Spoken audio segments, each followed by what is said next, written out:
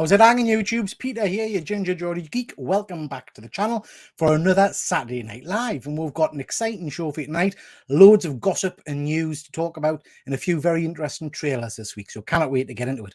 As ever, I'm joined by an esteemed panel of nerds and experts. So we'll start off with my good friend, James T. Heyo. Hello there.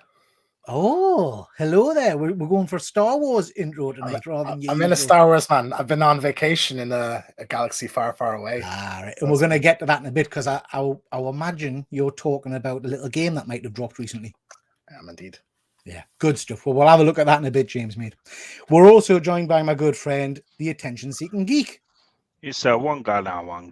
Chupa. Okay. Live long and prosper. I think is that the correct response to that? No. How are you, Ben? Are you well?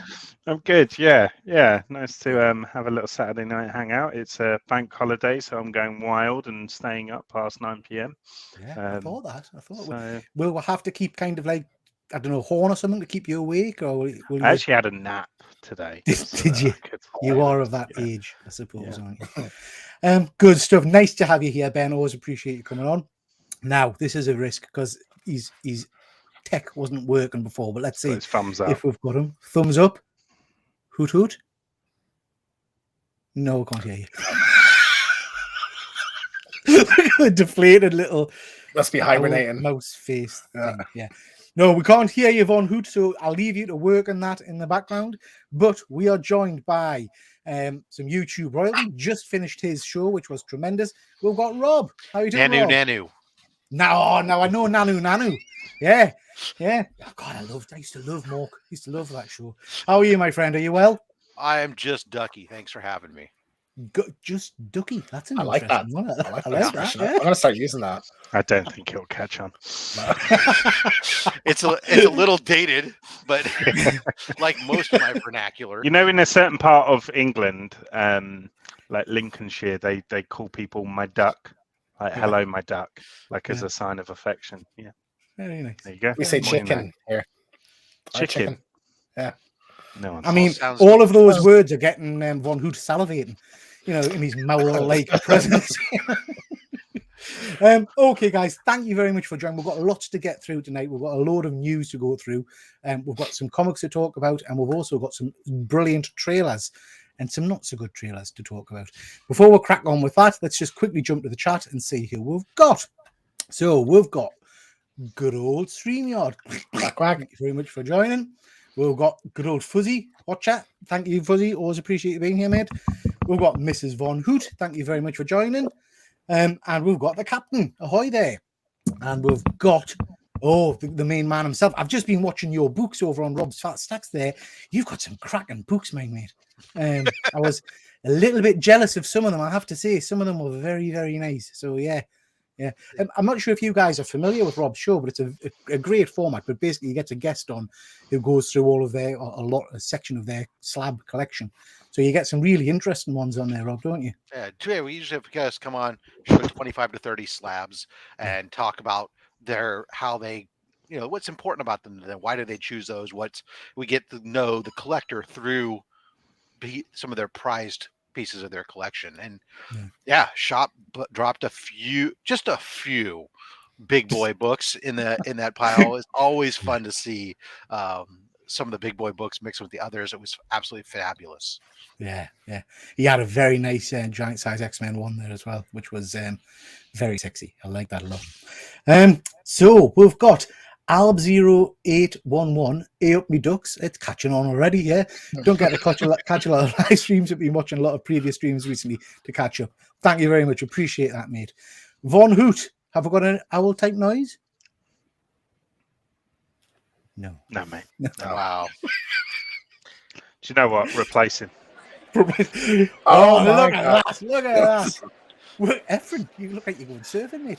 So on this show, we have. I mean, can you guys hear me?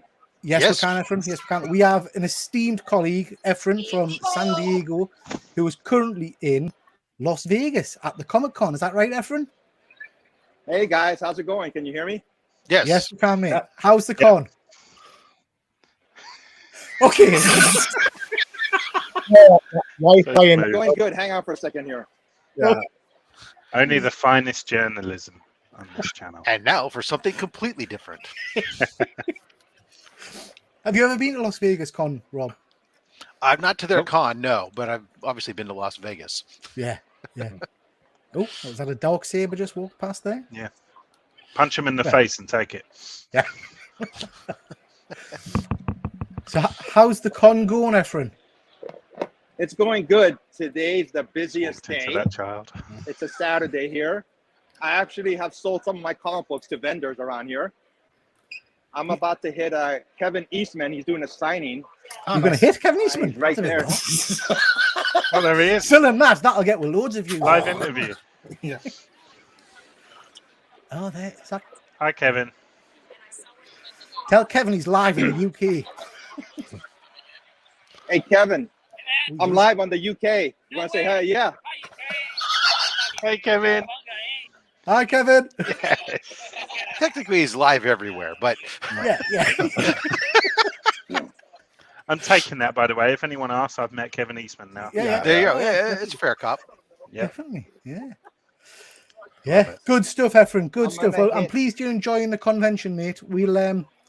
We'll crack on and we'll hopefully see you at some Did he point just next jump week. that queue? Was there like 10 Pushed people his in way that through. queue? No, Jeez. honestly, like in that convention, you're probably 5 more. minutes, That's 5 the minutes or way less through. waiting. Yeah, Like, because he said yeah, it's busy today and it looks Yeah. very it's the manageable. the center is so big. that, Busy like, is relative. yeah. Yeah. True. He said it's the busy day, so it's busier than yesterday, but not Yeah. but not Oh, I quite the same remember thing as that. like going to San Diego Comic Con Yeah. or something. It's, You're, Yeah. you're not Just- chock-a-block or anything like. Yeah, it's just Las Vegas. it's I mean, convention. it's- Yeah. I mean, at this point, is Efren just kind of pushing into the front of queues and waving cameras at people? Isn't Tara Strong there? Yeah. Tell him to go to Tara Strong. Okay. Oh, fuck me. Oh, absolutely. I'm waiting here for. I'm at Aaron Bartley's booth. I was going to say hi to him. Hey, Aaron, I'm on YouTube live. I'm from the UK. Hi, Aaron. Hi. They say hi back. Thanks, man. Cheers, bud. All right, guys, I'm going to let you go. I'm sure you got all things to talk about. Okay, dokie. All right, Thank you, thanks, Efren. man. Nice Have to a see you, great mate. day, Efren. We See you miss later, you. bud. All right, man. I'll talk to you guys later. Bye-bye now. Dropping exclusives Bye. like it's like no. You know, Now you change the name of this to with special guest Kevin Eastman. Kevin Eastman. yeah. exclusive Kevin Eastman and Aaron Bartling interviews. Still, I mean, I'm not still quite sure nothing what really happened DVH. there. That was interesting. That was Yeah. good stuff. Great, honestly, great convention though. If anyone's in the Las Vegas area, I forgot you, check it out. you Like, did it a while ago, didn't you, James? yeah, it was like not too packed. Like you can move around quite easy. No queues really for anything. But Efren did mention that like he sold some of his books, which is Yeah, something I never thought I'd see at a convention. Is people going up and selling Yeah. their stuff? Like I thought it was kind of strange. Certainly don't trading really do things that and over. Yeah, is that something you do over at the cons you go to, Rob? I'm sorry, I was typing the DVH in the back. What's that? do you go and sell books at conventions? I personally don't. I do know several people who do. They will either do go to some of the smaller shows and sell stuff, or when they go to a convention, they'll bring some slabs or some books that they want to move either via trade or potentially sell. They'll bring to those environments to generate some money for use right then and there, or Yeah. trade something. So Good stuff. Just going to quickly jump back into the chat before we start. Shap saying thank you, no problem at all, mate. Fuzzy, it's so good. Peter has nicked his concept for his new. How dare you, sir? How dare you? I've met Kevin Eastman from my sofa crazy that. Saturday night. Is that Simon? We all have. Secretly, Simon, yeah. Fuzzy, does he remember Luke? yeah. And we've got Andy. Nice to see you, Andy. Thank you very much for joining. You plonkers waving back. yeah, screen grab that. Did Efren not have his phone back? I don't know what. I just- I know, Faces, it was a special moment for me. No, I Okay? think he was. Yeah. Wasn't he pointing the screen at them? Yeah, I I'm thought he sure he was. was. Who If he cares? wasn't, You so what? maybe he could have had the other camera where he was seeing the side. Who knows? exactly. Yeah, exactly. Efren said he's made about $1,400. Wow. Yeah, Good see stuff, there, yeah. Efren. Good stuff. Bloody hell. Okay, Okay, guys. are let's, on you, Efren. Yeah, well, because a Yeah, lot of yeah. those vendors are also they're always buying too. So you can Yeah. if you have the right books or whatever you go in there, something that they know that they're going to be able to move, they'll work with you to get a price, and whether they'll give you cash Yeah. or whether they'll trade, depending on what you're looking for. I mean, in all seriousness, Rob, I don't know if you've had much to do with Efren on YouTube, but he's someone you should think about getting on his show because he's got some absolutely obscene books. Amazing. Obscene books.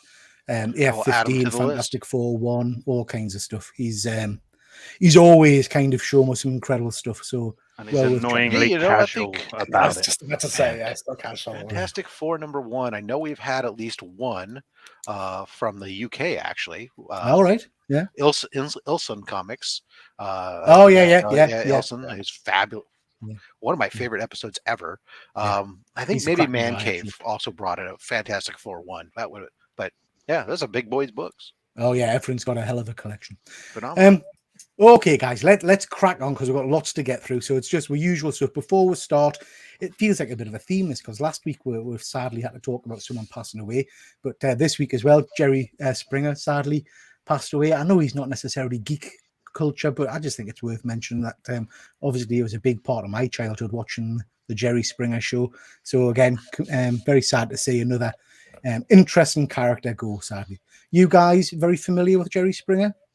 Oh yeah. Out of all of the those hosts that exploit people's problems on camera, he's the nicest one, I think. Yeah. You know? It's the nicest. Yeah, he's the of nicest them all. explorer. Yeah, exactly. I mean, what I've heard is that's what they're going to get put on his tombstone. Nicest exploiter, Jerry. Ben, what about yourself? I was just tickled that you said childhood for you.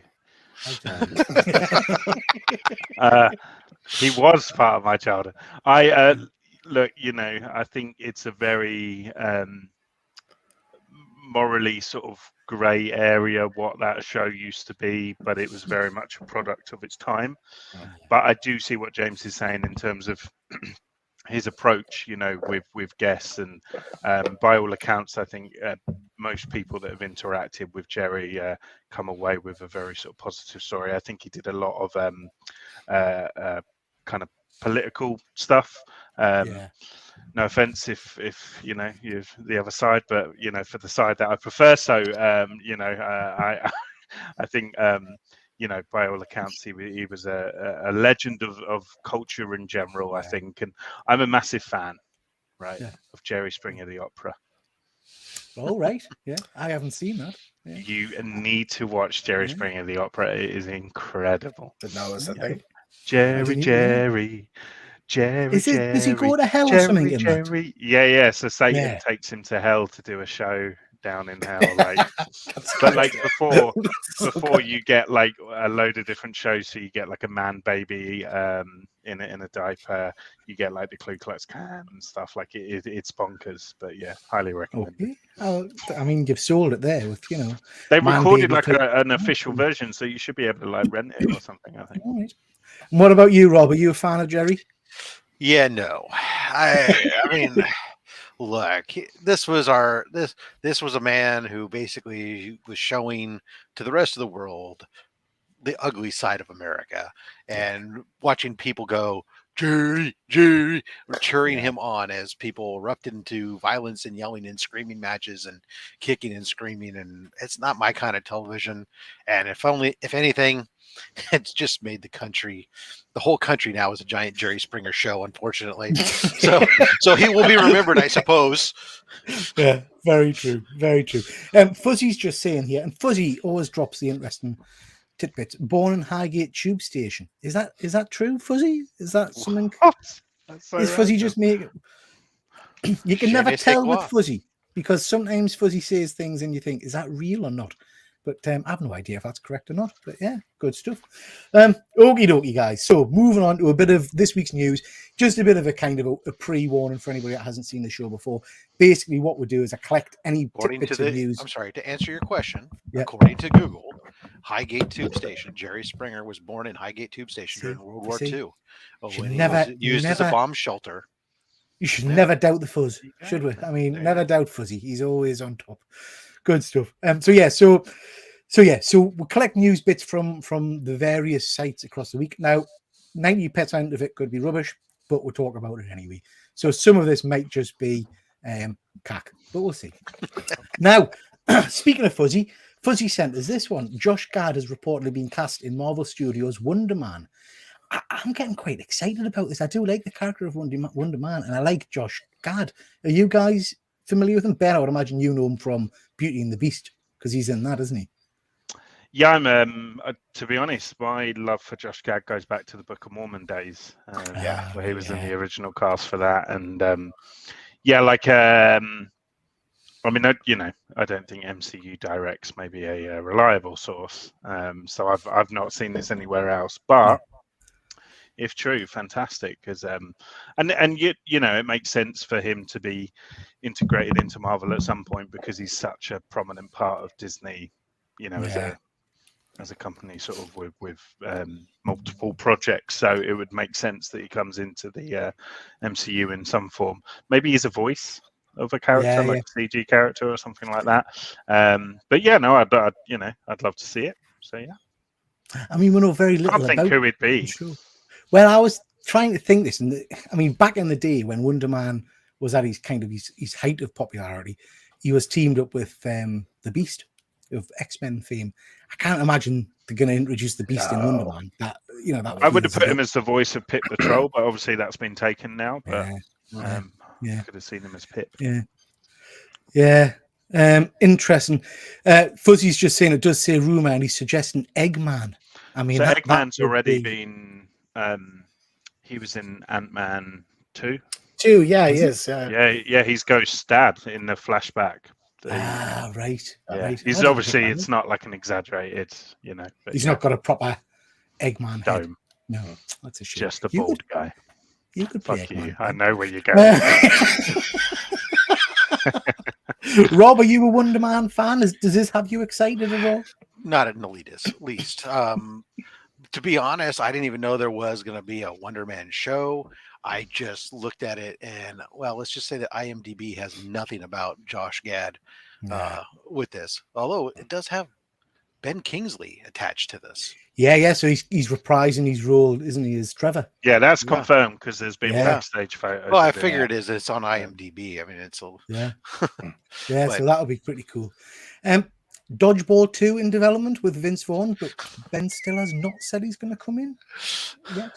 I love Dodgeball, like one of my favorite comedy movies. I'm getting Anchorman 2 vibes with this. Like, I just don't think I think it's been too long at this stage, but like if it's as good as that first one, I'd love to see it. But yeah, you need Ben Stiller in it, like whether the Cobras or whatever. Yeah. They have to be back. You know how this could work? You could make this work all like a Maverick Top Gun, how the way that sequel is done, where Maverick is really supposed to be brought in to do the training and have one of these guys show up to train the next team that's supposed to do the stuff type of thing. That would be the way to do it if you're going to do it. Otherwise, I'm not sure it plays very well. Yeah, it has to be like the two of them like coaching the new teams. Yeah, that'd be a great idea. He's supposed to be fat, I think, isn't he? Like at the end of the first one, he's in. Well, in the end of the first one, he was. Yeah. So yeah, put him in a fat suit, and that sounds great. Actually, I am looking forward to this. I mean, I talked myself into it. You've talked yourself into it, yeah. I love the first movie. It's one of my favorite movies, but this is in the kind of the realm of Anchorman for me. It's you worry, don't you, that it's going to diminish the first one by putting the second one out there in some way? Ooh, what if he did it kind of like, I don't know, you guys have issues with sports over there where like dads get like super like into with their kids, right? Competitive about their kids. What if these guys are dads and like the kids are the next they're playing dodgeball or something and they're like start getting super competitive with each other over their kids playing dodgeball. Worst experience of my life, that, Rob, because you might not be able to tell looking at us because I know I'm peak physical perfection, right? But I'm not a sport person. But when my son started doing kind of junior soccer or whatever, it was friggin' horrific. Seeing all of these middle-aged men screaming and shouting at the kids. Exactly. I just couldn't cope with it. It was bloody horrific. Von Hoot, do we have a voice? I have no idea. Yes, you do. We'll have there voice. We go. Marvelous. I'm in. Von Hoot, then, are you a dodgeball fan? I like the first movie. It was all right. Yeah. I mean, not playing it in person. I mean, I don't run very often. I think I could hit you pretty easily, to be fair, Dr. Van. I mean, this should be a new thing. We should set up a comic book dodgeball league, and this could be our team right here on the screen. Do you not think? We could I mean, I can see in Ben's eyes he's up for a bit of dodgeball action. No? We're fucked. Okay, moving on. Ben, you wanted to talk about this.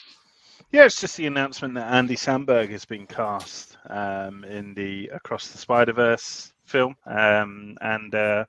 yeah, he's playing Ben Reilly's Scarlet Spider. So I'm a massive fan of Andy Samberg, big Lonely Island fan and stuff. So for me, this is just like it's just great. Like yeah, like I'm just really excited for it. Like I'm going to go out on a limb here and say, by Rob's reaction, he's not as excited as you are about. If I love something, chances are Rob will probably not like it. I feel like that taste ratio on this one here. So I love Sandberg. Okay. Love the Brooklyn Nine-Nine and all this stuff. Right? I'm strongly anti-clone. All right. When it comes to Spider-Man, like he's in it. Although Ben Reilly is the one I do every once in a while. I liked this iteration of the costume, and I do like the concept potential, not what they've done so far. I like the potential for him now as Chasm, but all the rest, I'm not a big clone guy in general.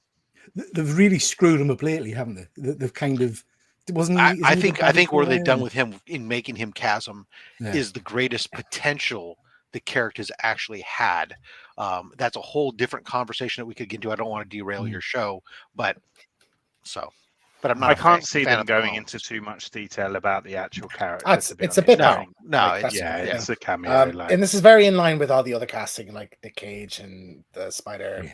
And everything, they get comedy actors for these. So I think I love Andy Samberg, love Brooklyn Nine-Nine, Lonely Island. So I don't think I've seen Lonely Island. I've seen Brooklyn, but I don't think I've seen Lonely Island. But they're a band, Peter. They're like they're like a comedy band. So there's albums and it branched off of SNL. But if you go on YouTube, mate, the Lonely Island rabbit hole, you will have a whale of a time. Like, trust me. I'll check that one out. Never Stop, Never Stopping. Have you ever seen that? No, I don't yes. think so. That's a Lonely Island movie. I'm so humble. So humble. I'm so humble. All right, I'll have to check that one out. I'm a big Ben Reilly fan, the original kind of setup of him. I love that costume. I haven't read much of what's happened to him recently, but it'll be interesting. I think, like you say, it'll just be a bit part, won't it? It's not going to be in for a while. Also, if you've not seen Hot Rod, it's one of the greatest comedy movies of all time. Which I've seen that one. Samberg in the starring role. Yeah, hilarious. Fuzzy's not pulling his punches. Now, Fuzzy, are you talking about the actor or are you talking about Ben Reilly, the character? Or me. You're talking about the actor. Or Ben. Or Ben. So this will be interesting. I'm really excited for this movie, guys. I think this is going to be a good one. I'm looking forward to it. So. Well, had some of these come out over the weekend. Over the week, sorry. It's a fish, isn't it? It's just a fish. Now, I know we spoke about this the last time, and Ben was very upset at the fact that it is a fish and a crab. I was quite. I mean, I'm not a big Melissa McCarthy fan, but I do like that image of her. She looks pretty good there. I think I remember you talking on Geeky Gasbag about this, and I was really annoyed I wasn't there to disagree because you were kind of harping on her like not good casting. I think she was perfect casting. Whoa. Me and Ben do not harp on. We are expressing our I think she was like the perfect casting for this. I mean, look at her. She looks perfect. Like, I think she's going to be great in the role. You're saying she looks like a sea kind of troll creature. That's a bit unkind. Spot on casting. I think that's great, and I think she'll be good in the movie as well. No, because my argument was she wasn't disgusting enough. Like, do you know she looks exactly like her in the just a little bit skinnier, maybe. No, she's horrible in the cartoon. She's like, Ben, you were mainly fish, upset that it's a fish, aren't you? I mean, Rob, is this a film you're going to go and see? Well, absolutely not. But let me ask you a question. Has there been any of these live action remakes that they've done? Has there been one worth watching? I like Beauty and the Beast. I like the Jungle Book. I liked Aladdin. Yeah. I mean, I don't know that any of them have really been all that successful, but maybe I'm wrong. They've all made like $1 billion more. You realise you got James and Yeah. I here, who are both part of the Mickey Mouse Club. They've Okay. all made more than $1 billion, I think. So they're worth making. M-S-E-K-E-Y. All All right. Well, I mean, obviously they're worth making because Disney continues to spend money to do so. Yeah. Yeah. So that I have no question from a money. Do they make money? Sure. None of them have spoken to me at all. And so I really don't care to see. I like the original. I don't need to go back and watch a live action remake of it. How about That's you, fair. Von Hoot? I'll probably see it at some point, but I don't really care. Like, Little Mermaid was never one of my favorites of the Disney canon as a kid. I think they should have gone full grot bags with her, though. I agree. Proper grot bags.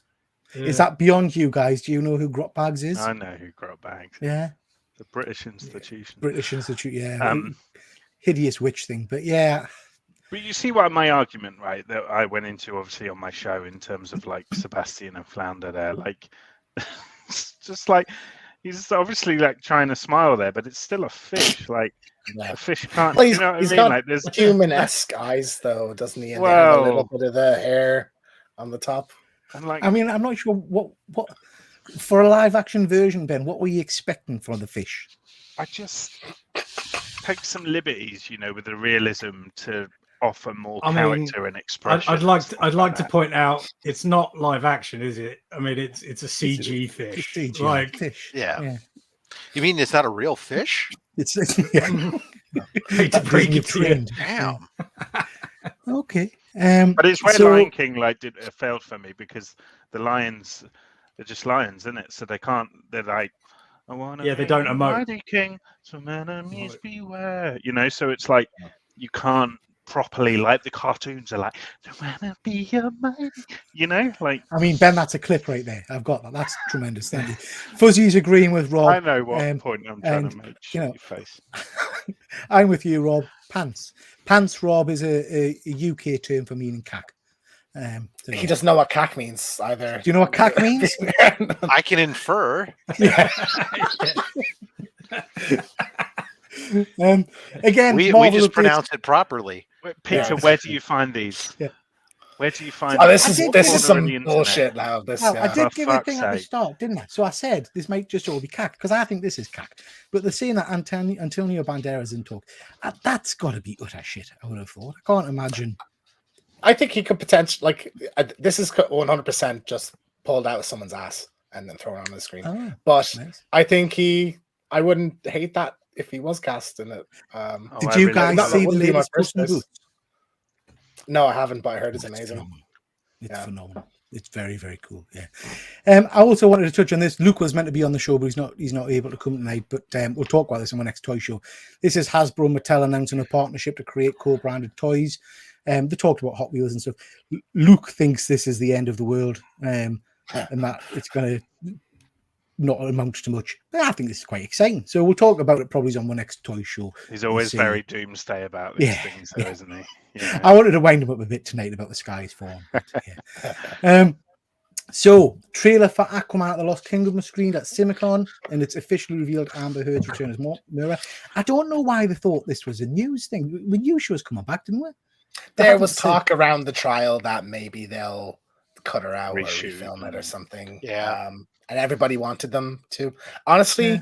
because I've heard there's been word is it's terrible. I just might not go see it. Partly because of that and partly because of this, I might just skip it. Like, why care? Where do you about draw it? the line, though? Are you going to go see The Flash? Yeah. Well, that at least Is looks that good. not worse? That's right. Eh.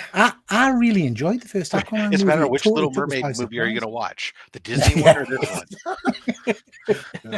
Yeah. I mean, I'm imagining they've cut our part down quite considerably. She's only supposed to be in for 10 minutes or something. That's what they said in the Yeah, trial. yeah. So she only had a little bit of screen time.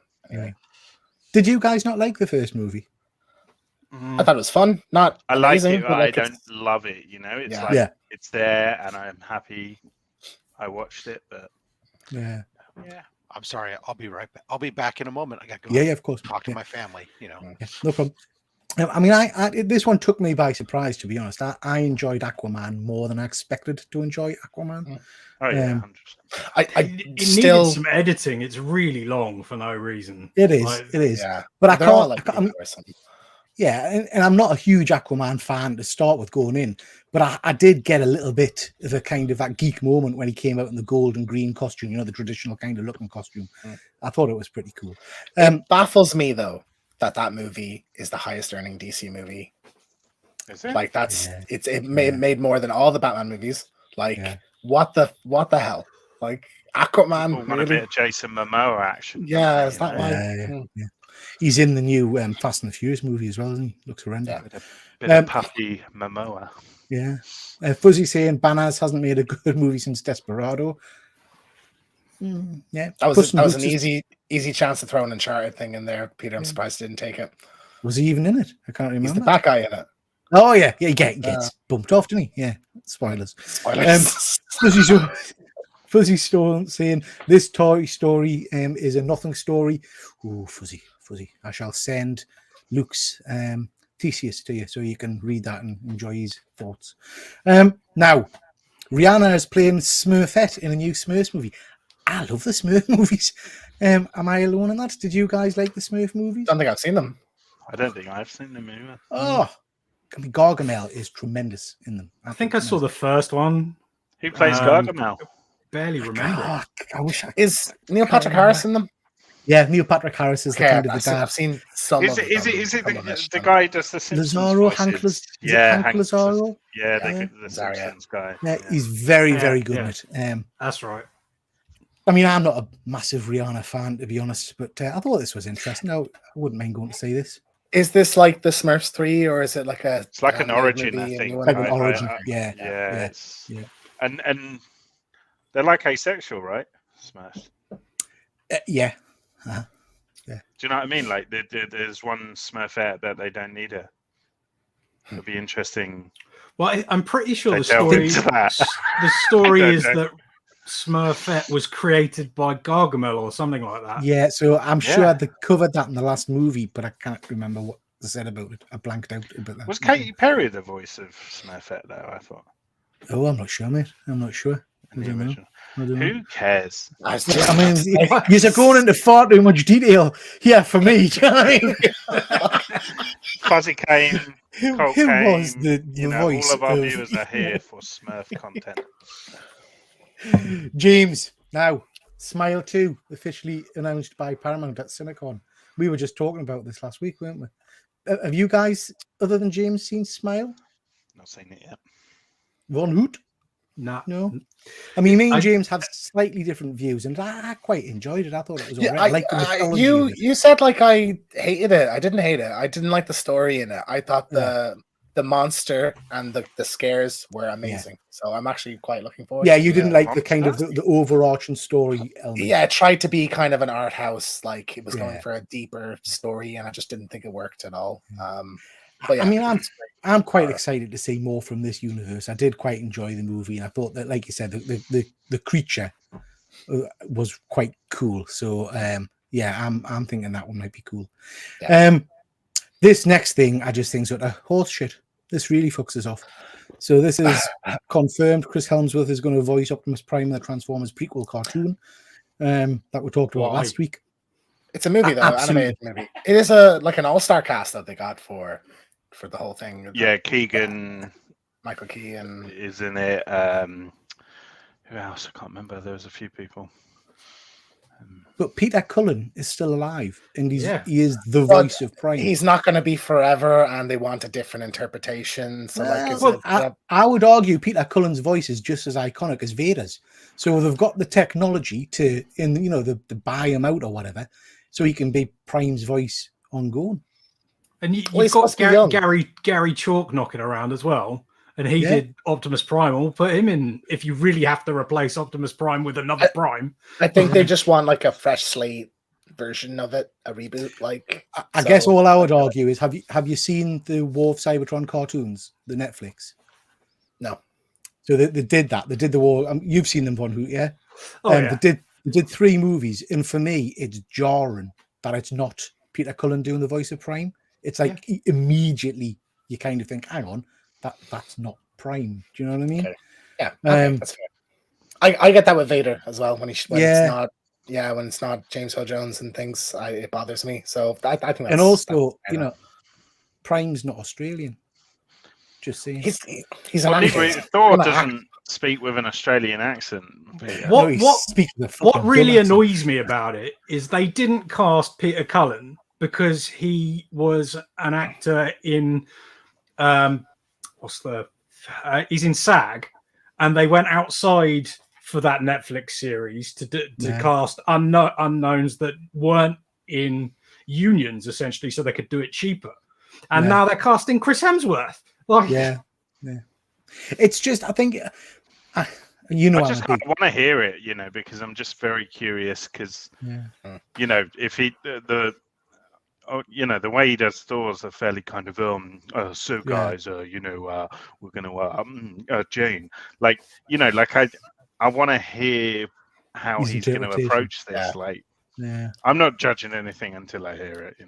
I think for me, it's just because obviously I'm a massive Transformers fan, and Prime's voice is one of those things that in my head you can't deviate from. Do you know what I mean? It's got to have that Peter Cullen voice. Do you want them to clone his voice because he is going to die?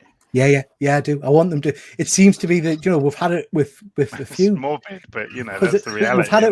We've had it with Prowse. Sorry, with James Earl, haven't we? We've had it with someone else as well recently, I'm sure. Bruce Willis sold his rights, I think. Yeah, so why not? Do you know what I mean? Give the guy a bit of cash, and Anyway, just jumping into the chat. Chris is saying, I hear Jason Momoa has distanced himself already from the movie. Friggin' hell, I hadn't heard that. That doesn't bode well, does it? This is for the Aquaman movie. Fuzzy, who's making these decisions? Absolute head wobbles. Yeah, I agree, mate. That's my view on it. You can feel the anger radiating from. I'm not sure if she's talking about me or Von Hood. But yeah, I just think that's an interesting one. It is a shame because I do love people. Is it a shame? I'm interested to see this new interpretation. Oh no, don't get us wrong. Anything in the Transformers franchise, I'm excited to see because I love Transformers. But I think it's a shame if you've got the living voice actor who's still working, you don't use him. I think that's a shame. Okay, fair. Yeah, but if he's like Autobots, but he's not, because he's the voice in the new Transformers movie, and he sounded brilliant. Fuck you. No, he's the voice in the new in the Beast Wars. If he dies tomorrow, I'm gonna feel so bad. Yeah, clip that and stick it on Instagram. Yeah. And Fuzzy's saying AI could knock his voice out in no time. Yeah, I agree. It's supposed to sound robotic. Yeah. James, I left this in because I totally fucked it up last week. Tell us about this. This is Invisible Woman. Yes, this is the Sue Storm shortlist. Mila Kunis, not Miley Kunis, Mila Kunis from That 70s Show. One of my favorite actresses growing up. Don't think she's right for this, to be honest. Which one's that? On the right, the big one. Okay. Bottom left, I think it's Elizabeth. She's from Hobbs and Shaw, and she's in Fast and Furious as well. She's like the British crime boss woman. Okay. She's apparently the front runner for it. The girl on the right of her is from Megan and Get Out. Yeah, she's the main girl in Megan. Can't remember her name. And then the top one, I don't remember. This was a week ago. She's from Killing Eve, isn't she? I assume so, based on the background. But she's in. She stars in. She stars in a movie. Oh, Free Guy. She's in. I saw a rumor that Mila Kunis is not up for Invisible Woman, but she might be playing Sharon Ventura. The female thing. Oh, yeah, that's what I heard as well. Which I think suits more. Yeah, potentially. That would be interesting. I mean, she's a character that we've not done much with for a while. So Jodie Comer, thank you. Yeah. Interesting. Jodie Comer is fantastic. I don't know. I feel like bottom left for me is probably pipping it out of all of these performers. I just feel like she might capture that kind of sternness, that stoic sort of presence. I think she pairs best with Adam Driver as well, if it is Adam Driver. Yeah, 100%. Yeah. Interesting. Sigourney Weaver's done with Aliens. She's put her time in space. I thought you'd already kind of said that and walked away. Are we interested in Yeah, that? until they write a check for I was like. going to say, yeah. Yeah. No one's ever really done with these things. So Yeah. It is. I mean, I would have liked to have seen the last two Aliens movies. Didn't necessarily light my world on fire. Prometheus and what was the one after Prometheus? Was it Covenant. Requiem or something? Alien Covenant. Covenant, yeah. Would I like to see Ripley in one kind of final hurrah? I think I probably would. I'm a big fan of Ripley as a character. She's going got to back be getting on at this point. Like, Yeah. it's probably She just looked pretty good in impractical for Avatar, her. didn't she? I mean, she's Like Yeah, a looking good in 1-year-old in Avatar. Avatar, so Yeah. Yeah, I would have liked like a Halloween style That, one yeah, movie kind of thing, but don't follow it up with two more. Like, just do that one last one with her. I'm okay with the franchise moving away from Ripley though. Like, I'm okay Yeah. with them just not making any more films. So really. well, they've just been so bad since Aliens. Like that, I'm just like, what's the the next one is going to be amazing because it's Fede Alvarez. So like, it's Evil Dead remake. Well, Don't Breathe. when, So, when it turns up and I watch it, I'll believe it if it's good.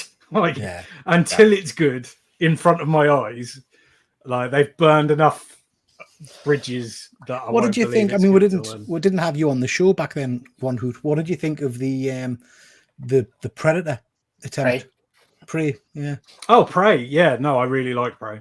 Like, I really liked it. Kind of surprised because that must have made some good money. It got very good critical acclaim and whatnot.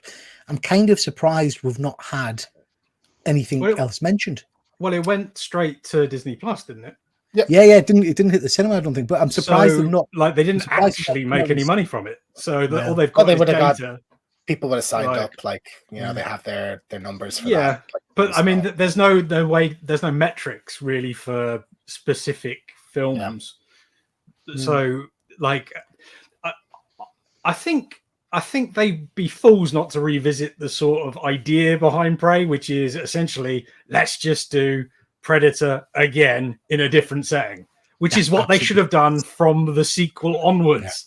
pretty much what all of us said at the end of Yeah, I mean, we I'll said show we'd like to for say like a medieval kind of, you know, yeah, or knight samurai and all and stuff, Yeah, samurai. yeah. Multiple all fantastic ideas. Let's do it. pirates. Yeah. Yeah. Oh, fucking Yeah, right. pirates. Pirates would be amazing. wouldn't it? Yeah, good stuff. Fuzzy's saying here he's seen enough xenomorphs. Time to find another monster Hollywood. Can never have enough I xenomorphs. like a xenomorph. I've just popped this one on. CGC have now got a new slab for larger scale books, for magazine format books. It looks nice. It looks quite solid. I'm quite tempted to send some of my books their You got way. loads, haven't you? That I've need got a few. slabbing? I've got two of those, two Captain Britain ones with the masks and stuff. So That fucking yeah. costumes. Were they just not? it's awful, isn't it? It's fucking It's, awful. it's one of It the is. worst comic book costumes of Yeah. all time. Were they just not slabbing this sized book? So it was a bit hitty missy. Yeah, they didn't have the right size holder, but then sometimes they would squeeze it. So, for example, 2000 AD 2, first appearance of Dread. Sometimes they slabbed it, other times they didn't. And I don't know if that's just because the pages moved or whatever, but anyway, they've got a bigger size case now. So, yeah, it might be something I'm interested in doing. I've got a Transformers 1 UK issue. I might send. Yeah, that would be Yeah. great. Yeah. Yeah, I mean, I've But already. any idea about sort of what they're saying for turnaround times for this and stuff like I'm not that? sure, but I'm not 2 sure. years. What I would say is the turnaround times are back to being shit and they don't communicate with you. So I put a comic in when we were at Star Wars Celebration, which is what, 3 weeks ago now, guys? Yeah. On the most expensive tier. Wow. And it's supposed to have a 48-hour slabbing turnaround. So you don't get it back to you in 48 hours, but they're supposed to have slabbed it and graded it within 48 hours. And I'm still waiting. And I've messaged them 4 or 5 times. and That's nobody really returns the weird. Messages. Yeah, it certainly is. Because I mean, I've sent in some books and they're already in grading. Like, Yeah. it's only been like a week and a half or something. Well, don't tell us this, man, because I've messaged Yeah. them 3 or 4 times and they're not responding. If they've lost me fucking book, I'll go mental. They've got it. It's on the system as being there, waiting to be graded. But I Right. just find it. I was very going to strange. say, you insured for that. Yeah, Like, yeah. yeah. Still, Fucking better be. But it's not fun, is it? Hassle of You it. don't want to. Yeah. Yeah, you want. Yeah. I just keep flashing back to that bloody woman just kind of throwing it on the table at Celebration, like it was, Anyway, yeah. So we'll see what happens with that. Fuck. I just wanted to touch on this because we're going to be talking about the Flash trailer shortly, and Flash is out soon.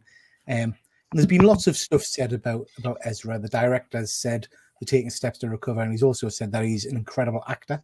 And that's kind of one of the things we're hearing a lot in the press, that his performance is amazing.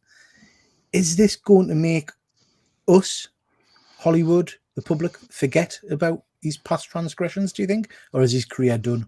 What do you think? James? I think they want him out of this role because he's very tumultuous. You know, you don't know. Sorry, they're very tumultuous. You don't know what they're going to do next. But I've always liked him in the role. I don't know if, like, it's a strange thing how sometimes when people are like the best at something, people just forget that they like possibly molested somebody, you know, or gouged out someone's eye 20 years ago. Like, it's kind of crazy how people could just recover like in their career from things far worse than what Ezra Miller's done. So yeah, I don't know. It's hard to predict. Like, we'll see. Has he? I'll come to you next, Ben. And I feel like we've been talking about Ezra Miller for the last year, 2 years, whatever.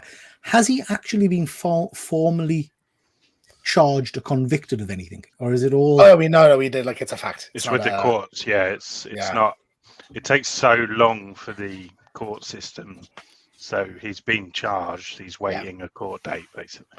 Like a kid ran away. Like a 17-year-old girl ran away with him. He flew this like 8-year-old kidnapped to go and see him, and then spent like months with her, and Interesting. So, what do you think, Ben? Do you think his career's done? You asked an interesting question of James before about going to see this film.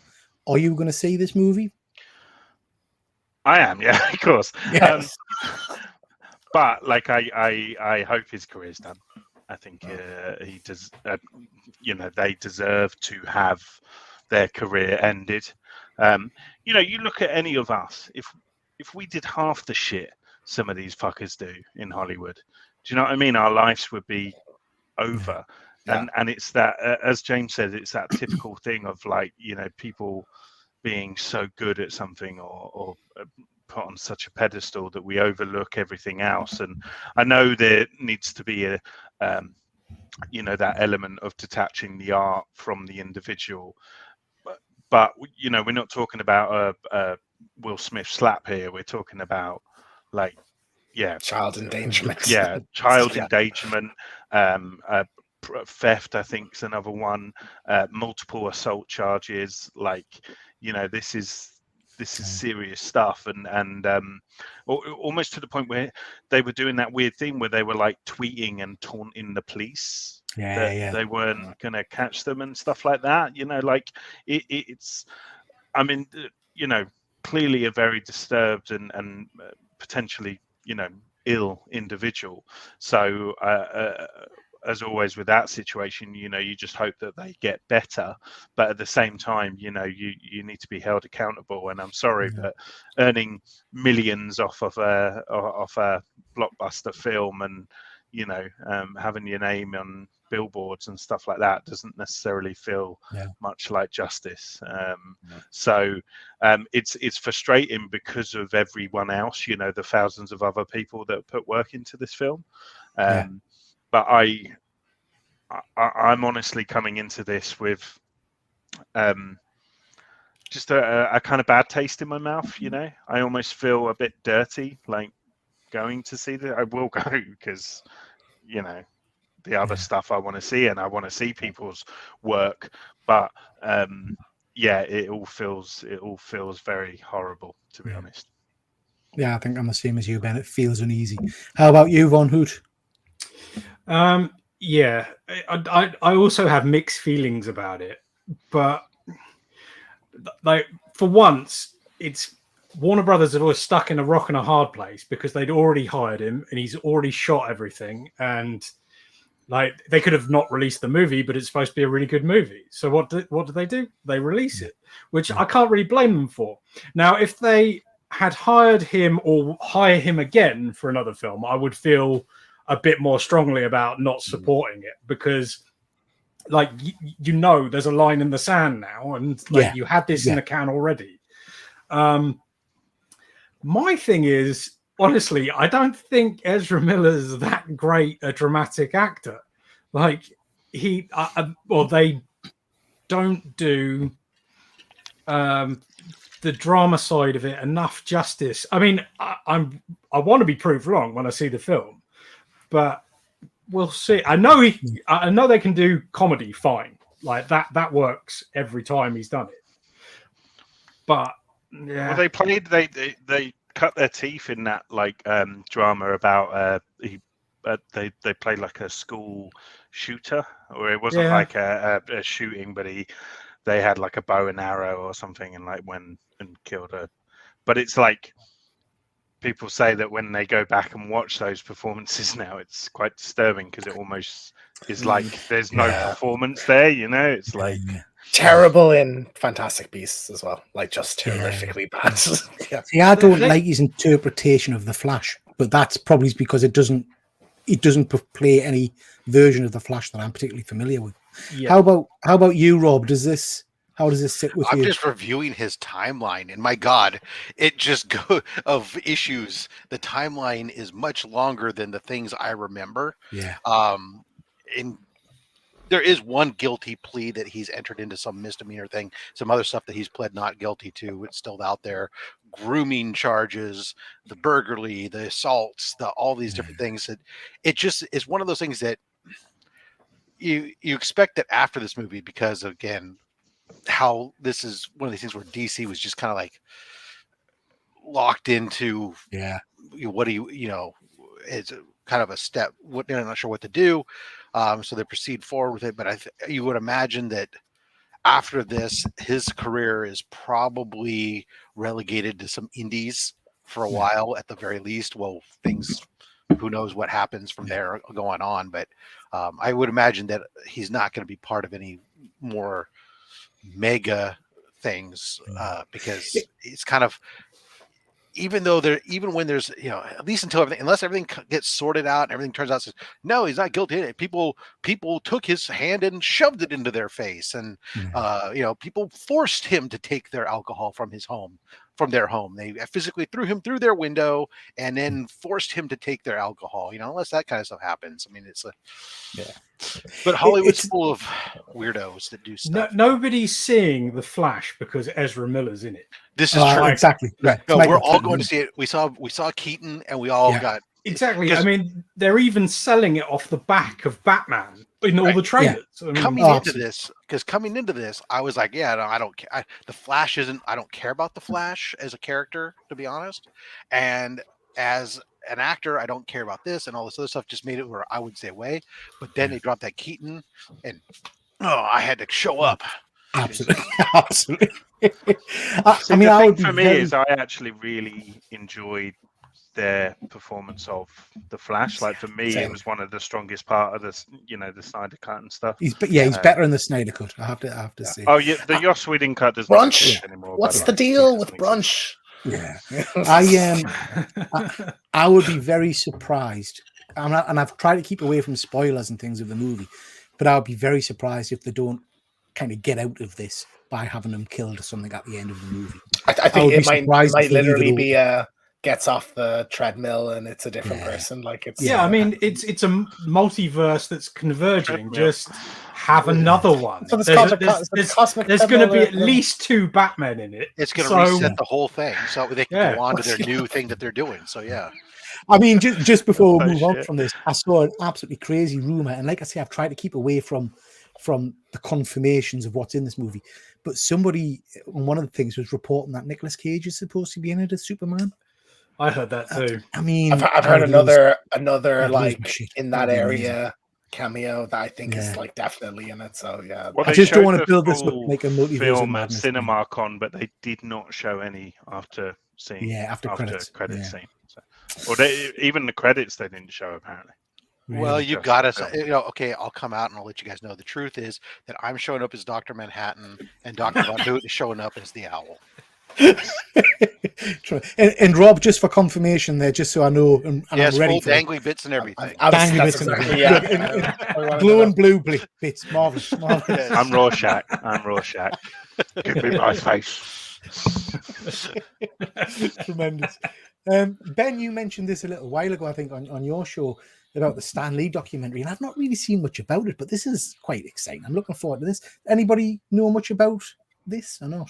Yeah, I've heard about it. I've seen the trailer. It's yeah. I mean, I love documentaries and I love Stan Lee, so this will be good. Like hour and a half, 2 hours. Sit down. Yeah. I'm looking forward to that one. I think that'll be cool.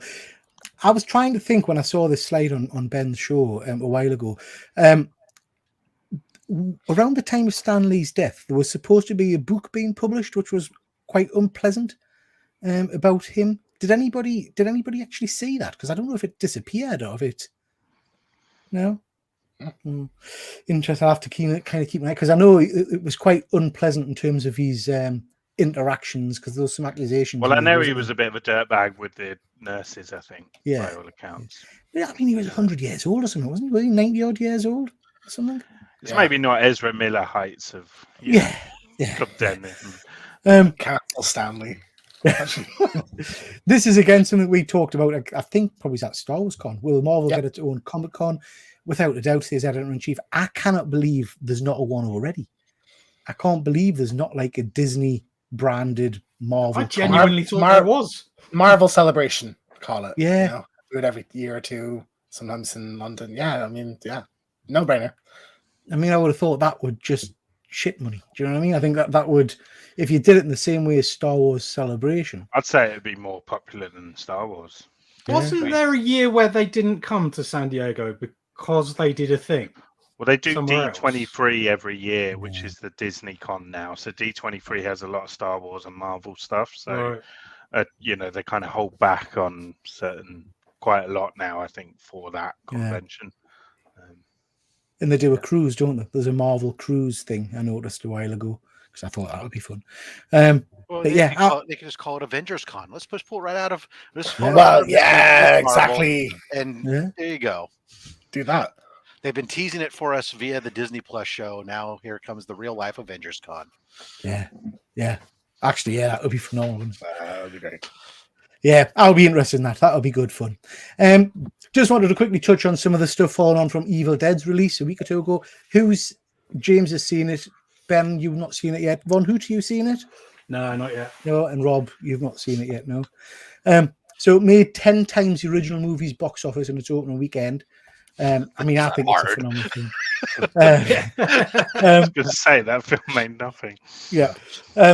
I like this little tidbit here about the director saying he had lots of sequel ideas, including a potential prequel of a John Wick style priests versus Deadites. I'd watch it day one for that. Yeah. I mean, I think that'll be phenomenal. James, I know you're a big fan. Yeah, I might be meeting him on Thursday, so I'll ask him about it then. Did you get the? I haven't got an email yet, but I've applied to 6 different email addresses, so I should have a ticket for the meet and greet. I mean, I love. I'm happy that they've kind of said they're going to start doing them every 2 to 3 years rather than every decade. So like, I'm stoked to see that. I loved Rise, so it'll be like a more action oriented one. Go for it. Like, I mean, priests versus Deadites had me. I think that would be absolutely amazing. James, Star Wars Jedi Survivor. I know that you've been playing that. Just before you tell a little bit about the game, has everybody seen this Jedi Master promo video with them? It's just friggin' amazing. It's so good. I just love it. Absolutely love it. Okay, James, take it away. Sorry. I hadn't seen this, but did they by any chance in this video each break out into their Joker roles at all a little bit too while they're at it? That would have been amazing. Have you not seen this? I didn't even think that when I watched it. I know the game, I know the character and stuff. I've not seen this video of them. So you need to go and check this out with Mark Hamill, because it's a promo for the game basically, but it's Mark Hamill teaching him how to be a Jedi, and it's very, very well done. It's very fun. Right. I mean, I saw a little hint of it, and I was like, oh, I was curious. I wonder if and in my mind, I instantly went to, hey, these guys both played Joker and a proto Joker, whatnot. That would have been I would love to see them Joker interacting. I don't think he gets enough props for his Joker performance. With Jedi sabers, Joker Jedi. Because Gotham's shit. Like if it was in anything else, it'd be like an absolute legend for it. Gotham wasn't shit, Ben. Gotham wasn't shit. Yeah, it wasn't. What you're talking about. Isn't he the Undertaker's son? No. No. I'm pretty sure he is. Mark Hamill. I'm Oh, I don't know. I mean, Ben would know. going Ben's to the Google best it one. now. What? You know, I'm Googling that now. James, tell What? about the game because you've been playing the game. Yeah, I got it yesterday. Been playing a Jedi Survivor. I 100% agree with this. One of the best Star Wars heroes. Like in the first one, he's more of a more kiddish. Like I think he's a bit more like Luke in Empire in the original one.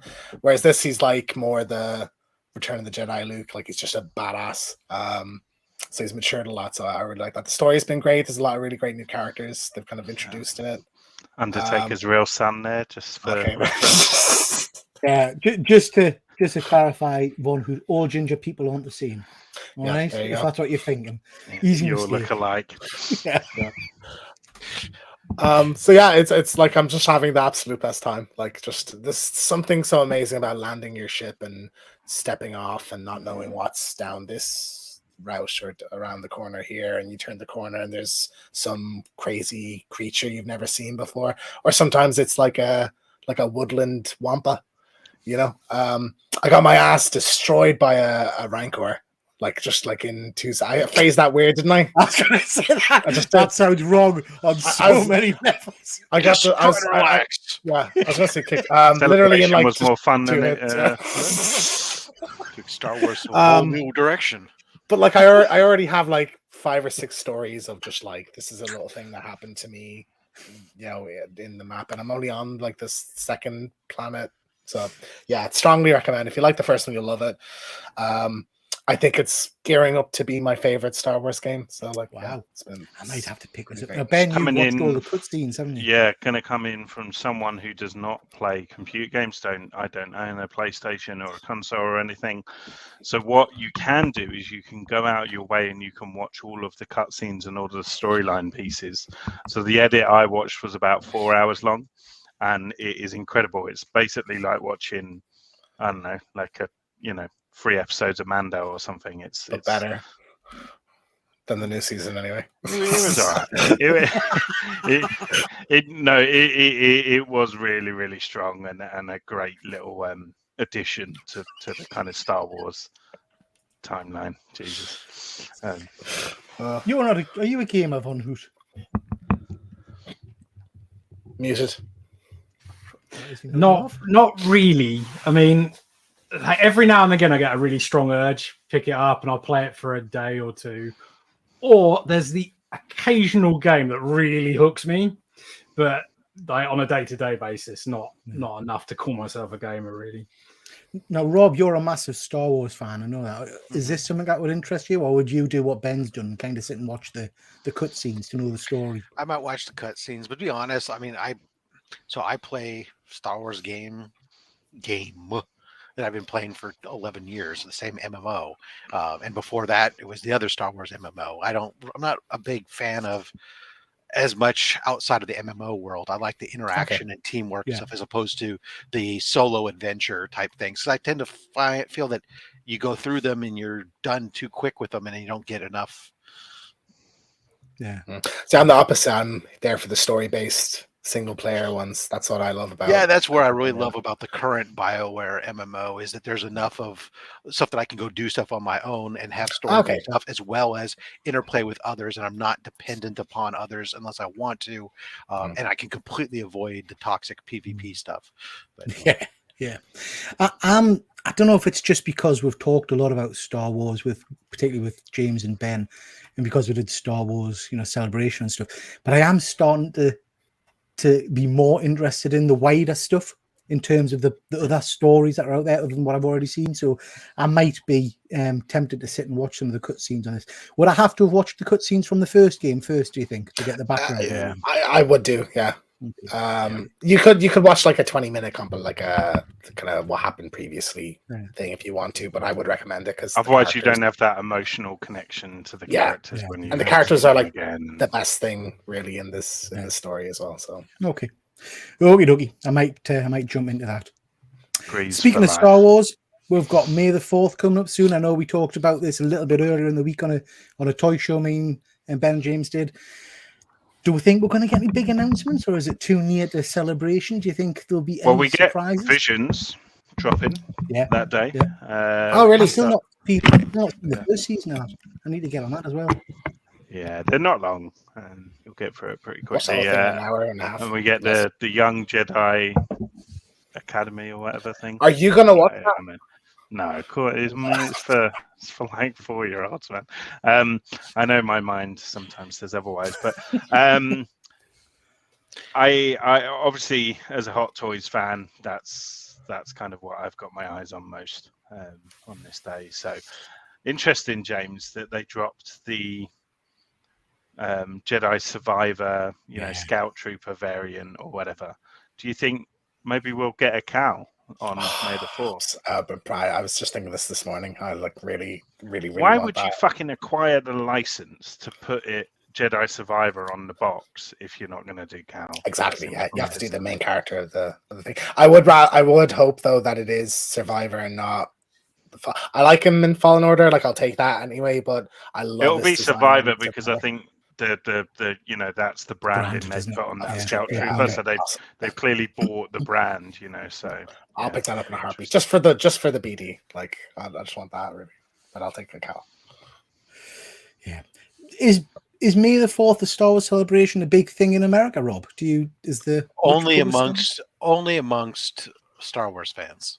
Okay. Then it's all day long, everybody posting all this stuff about May the 4th with you, blah blah blah, and then people mistakenly saying something about Revenge of the 5th when it's really Revenge of the 6th. But that's all right. It gives us 3 days of people sending nothing but stupid Facebook memes to each other, and my sister and I sending each other every Star Wars thing that we could possibly find and stuff. So yeah, I got some weird stuff set aside for her for this. I mean, it's like give gifts and stuff because we're weirdos. Sounds good. Star Wars Pyrex, what? Got it. Yeah. I would think that perhaps if maybe there's a chance that we would see maybe a new trailer for Ahsoka, maybe, or maybe another teaser or something for the Acolyte, maybe. Yeah, Acolyte and Skeleton Crew. We've not seen anything really of. Did that trailer that we saw, James? I know the first version went out. Did the second version with Thrawn go out to? No, everybody else. Officially, Stop the public have not seen. Like you don't know if. No, I don't. I don't know, Ben. Because I've not seen it. You're just rubbing it into my face. I honestly didn't know that, but now I do. All these guys went into the room. Have the fucking idiots who went in that room? Have they seen Thrawn's face yet? No, they haven't. You had a ticket, man. You could have gone. Not about Ben. Not about. Okay, just to briefly mention, Project World War Hulk is still in development. Couldn't give a shit. I was excited for this until they put Scar in She-Hulk, and it looked absolutely horrific. Were any of you guys excited for this? Yeah, man. Yeah. I did not think what they've done with Hulk lately, but it's just crap. Bring it back from all of that stuff. It's very easy to do. Like he just had a weird haircut. You can. Yeah, like he just lets it down, and he's got gets a knock on the head, goes savage. Anything can happen. Jumped in before. Hulk himself. We need to speak to Efren about that thing he was wearing on his head. I don't know. I don't think I've enjoyed Hulk since. Oh Christ, I can't even remember. The last few appearances have done nothing for us. Professor Hulk did nothing for us. Since Lou Ferrigno? Well, yeah. I mean, you can't beat a bit of Lou. Yeah. I'd love that. I haven't got his signature. I'd love his signature. That's the one that's on my list. Yeah. Grant Gustin finally finishes work on Flash season 9. Anybody watching season 9? Just that clip you sent me. Oh Jesus, it's dog shit. Terrible. God, it is utter dog shit. But I'm watching it because it's a bit like Lost. I've put up with 9 seasons of this crap. I've got to watch the end. It's. I don't understand. I mean, I started watching it and I liked it initially when it came out, but after like season 4 or 5 or something of just like, okay, look, I'm the fastest man alive. Oh no, I'm not fast enough. Somebody's faster than me. Oh no, if I practice really hard, I can become faster. Ooh, I became faster. Oh no, I'm not fast enough. Oh, somebody's faster than me. I mean, that's the entire thing. And it's like just another speedster after speedster, and it's just like, oh my god, I'm bored. I want to shoot myself. But Rob, you're missing the point. In season 9, they have another He's finally speedster fast who's Oh. Batwoman. Do you know what I mean? They got Red Death. another speedster who's faster than him, and he's not fast Yeah. enough yet, and he needs to become faster somehow. Exactly. Which Get is a bit outta of a here. it's a bit of a change to the last 9 seasons. Holy No, it is. cow. It's horseshit. I sent James a clip the other day because we were talking about the Michael Keaton line, the very famous, you want to get nuts, let's get nuts kind of thing. And I literally watched it a few nights before on the Flash, and it's so bad. absolutely atrocious. It's terrible. Yeah. I do think it's. I liked Grant. I think he's a good actor. I enjoyed his performance, but everything around him was just crap. Sadly. So it's a bit of a shame. Comment here: after 9 seasons, I feel that Flash suit should look a lot better than what's in the picture. Looks like fancy dress, and we're being too harsh. Now you are being harsh because at 9 seasons in, the first episode, we got gold boots. I know, right? Was exciting stuff. I mean, I was liked it. It was excited. a little more leathery looking than this fabric. And then what's with the Well, it weird started out- cushions over his eyebrows and the divot there? And it's like, Didn't it start out like leathery? That was the. It was like a leathery suit to start yeah, with, and which it's progressed to be more comic accurate. And like I say, season 9, the big thing was, hey, we've given him gold Flash boots, and it was. It's sad to see because I enjoyed this universe when it first came out with Arrow and things like that. And it's all really ended quite poorly, to be Just honest. goes too long. Yeah. 5 seasons. That's all you need. Enough. Which is sad. Okay, Ben, tell us a little bit about this. So this is the first trailer for Craven, was shown at Cinecon, R-rated apparently, and it had an appearance of one of your favorite villains in there. So tell us a little bit about that. I don't really want to talk about it, to be honest. Is that because it just excites you beyond belief? Or? Oh, God. When can we stop going to watch these films so they stop making them, please? It's so frustrating. So apparently the footage, so the casting, I forget the gentleman's name, but the casting is this guy who's really fucking Bob, and he's really handsome and really chiseled. He's in Jurassic Park 3, Alessandro Nivola, and he's just like a handsome, chiseled guy. He's always kind of playing that kind of sort of, I think he's in like a gangster thing as well. But like for me, Rhino is a big, ugly, inside and outside, Russian thug, like he's a hooligan who through circumstance has kind of ended up with the Rhino suit, and that's kind of that. And apparently what happens is he's like, oh, do you want to know why they call me Rhino? And then transforms his skin, in front of Craven into the Rhino hide. That's what was shown at CinemaCon. So I know there are versions where the Rhino, he's kind of part Rhino or whatever. The Ultimate Universe, he's part Rhino, isn't he? Yeah, but for me, the standout versions and the more kind of the easier route to go is that he is just a dude in a suit. I hate, like, one of the things I absolutely hated about those X-Men prequels is the decision to do Beast as a kind of Hulk transformation. Do you know what I mean? Like, and it sounds very similar in vein to that. There's lots of kind of rumors about Craven, this being actually Craven's son or whatever, and that he's not like a hunter per se. So I don't know. I mean, for me, it's just, the material's there. There's such incredible Craven stories to tell, and they're not telling anything anywhere close to it, by the sounds of it. So, yeah, can't wait. If he like the design is great though, like will you be a bit more on board for it? Yeah, If it's Yeah, comic I'll say- accurate, like yeah, that's like good. if yeah, I'll like to look at it if that's the case, but the same things will still frustrate me, I think. And look, ASM2, as much as people kind of give that film stick, and the mech kind of rhino suit, for me, I absolutely love Paul Giamatti in that role. I thought he absolutely nailed Sexovich, like, in his kind of approach to the performance, and it was really kind of comic book silliness, that I loved He's about a cartoon it. And- character. Like Yeah, exactly. Yeah. So I don't know. We'll see. I'm So you're just excited worried about it's it, sounds another. These characters are B-list, right? The ones I love, your Rhino, your MODOK, your Sandman, and it's like because of that, I think the big wigs or whatever don't respect them as Yeah, much, they don't care enough. and they just kind of reinterpret them or recast. What character has that role, has that mantle, and it's upsetting. Rob, you're a big you're a big Spider-Man fan. Has this got you excited at all? You unmuted my mic. Good, thanks. No, it's a Sony movie. Yeah. And that's all I really need to know is that there's no need for me to go see it because they've not their track record as of late has not been good.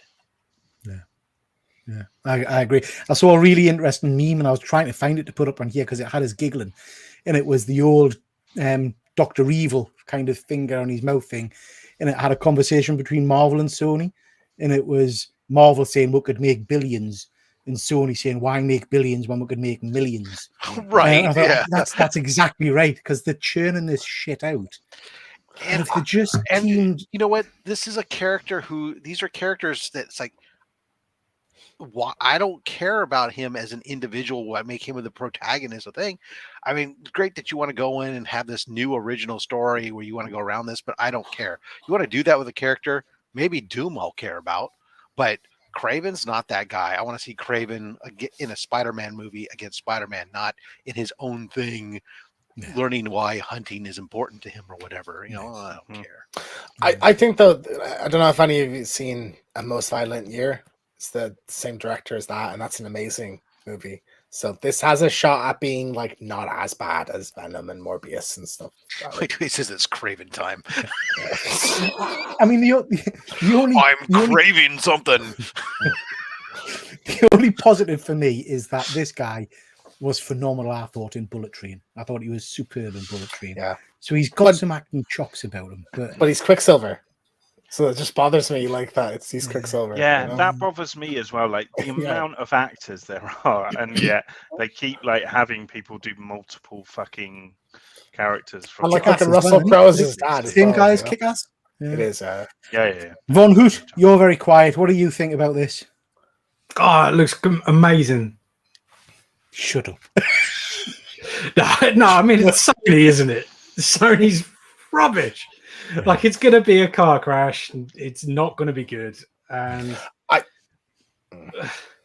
think James disagrees. I think I think it has a better shot than the other ones did. Like, yeah, I mean, I'm being very judgmental. It's just because Sony's track record is so poor that I've got all the faith I do of a Transformers movie being good, which we'll get to soon. Yeah, we set our bar down here. That it only needs to be this good for us to exceed our expectations. Yeah, we can only be pleasantly surprised them. Right. I don't understand why it exists. Like why Kraven? Completely fair. Why? Money. Why Morbius?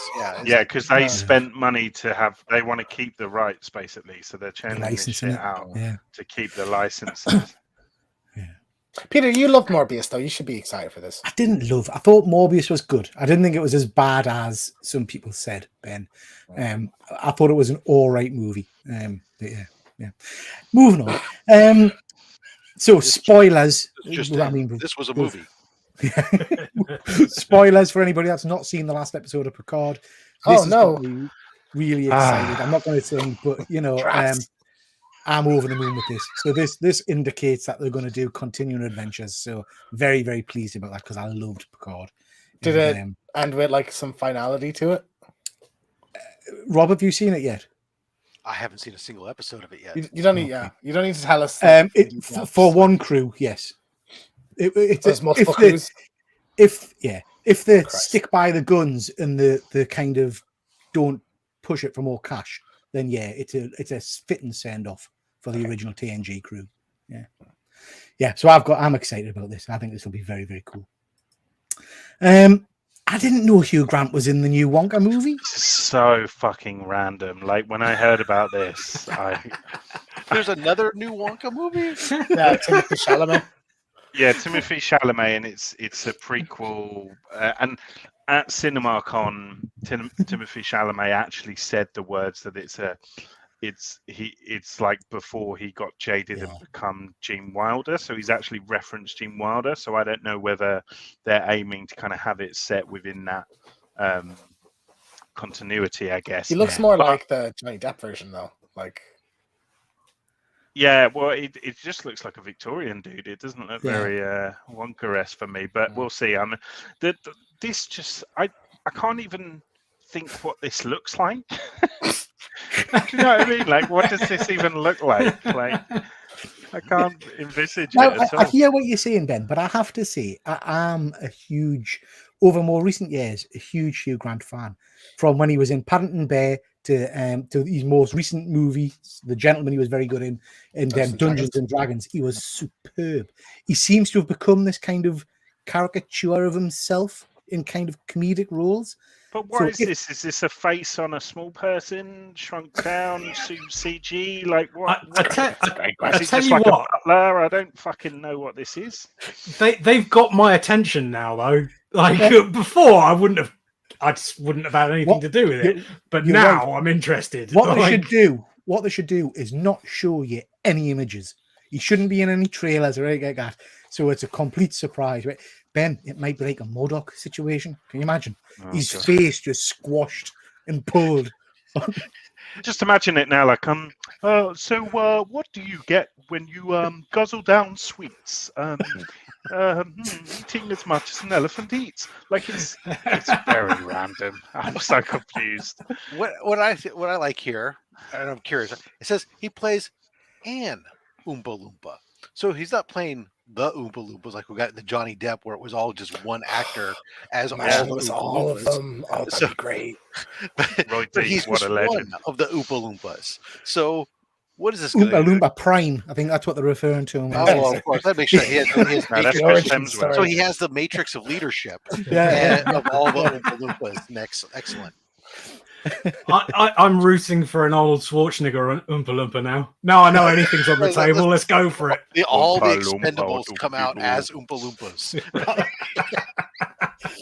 I think this sounds cool. I love the Willy Wonka kind of mythology in the movies and all the rest of it. So yeah, I think this will be good. I'm quite looking forward to this.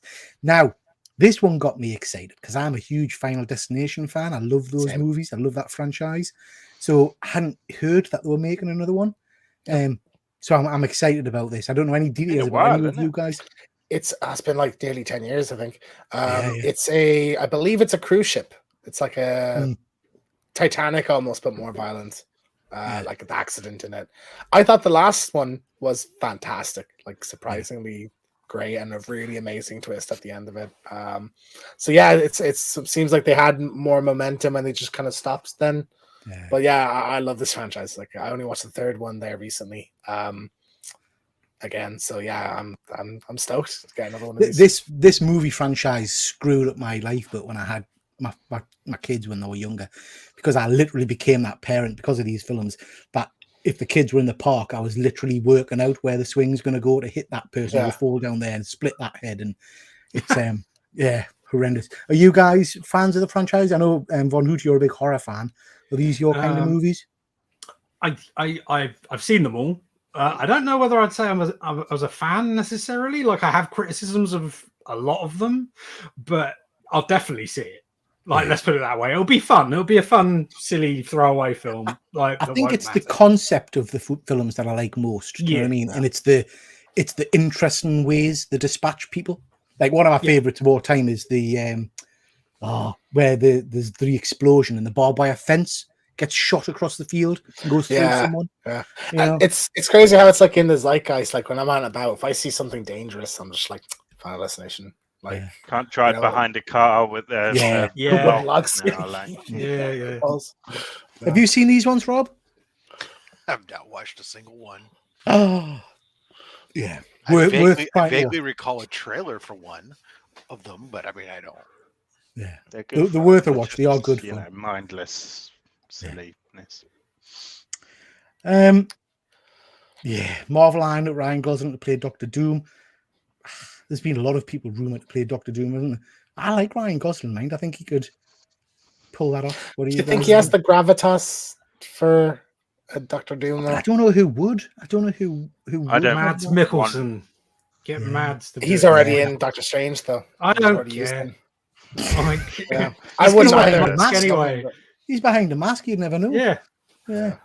I don't want a big name, you know. I want someone believable as this kind of unknown character from Latveria, you know, that's been in the shadows the whole time. I feel like having a big name attached to this could be potentially jarring.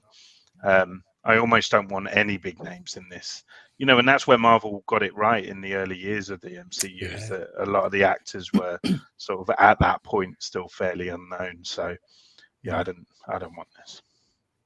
Yeah, interesting. I mean, I like Ryan Gosling, but I don't have strong feelings. Rob, have you got anybody in mind for Doctor Doom? Again, he's behind a mask. It doesn't really matter as long as the person can act. I mean, if I think about people who can act in a suit of armor without showing their face at all, that's kind of been doing pretty well. I don't know.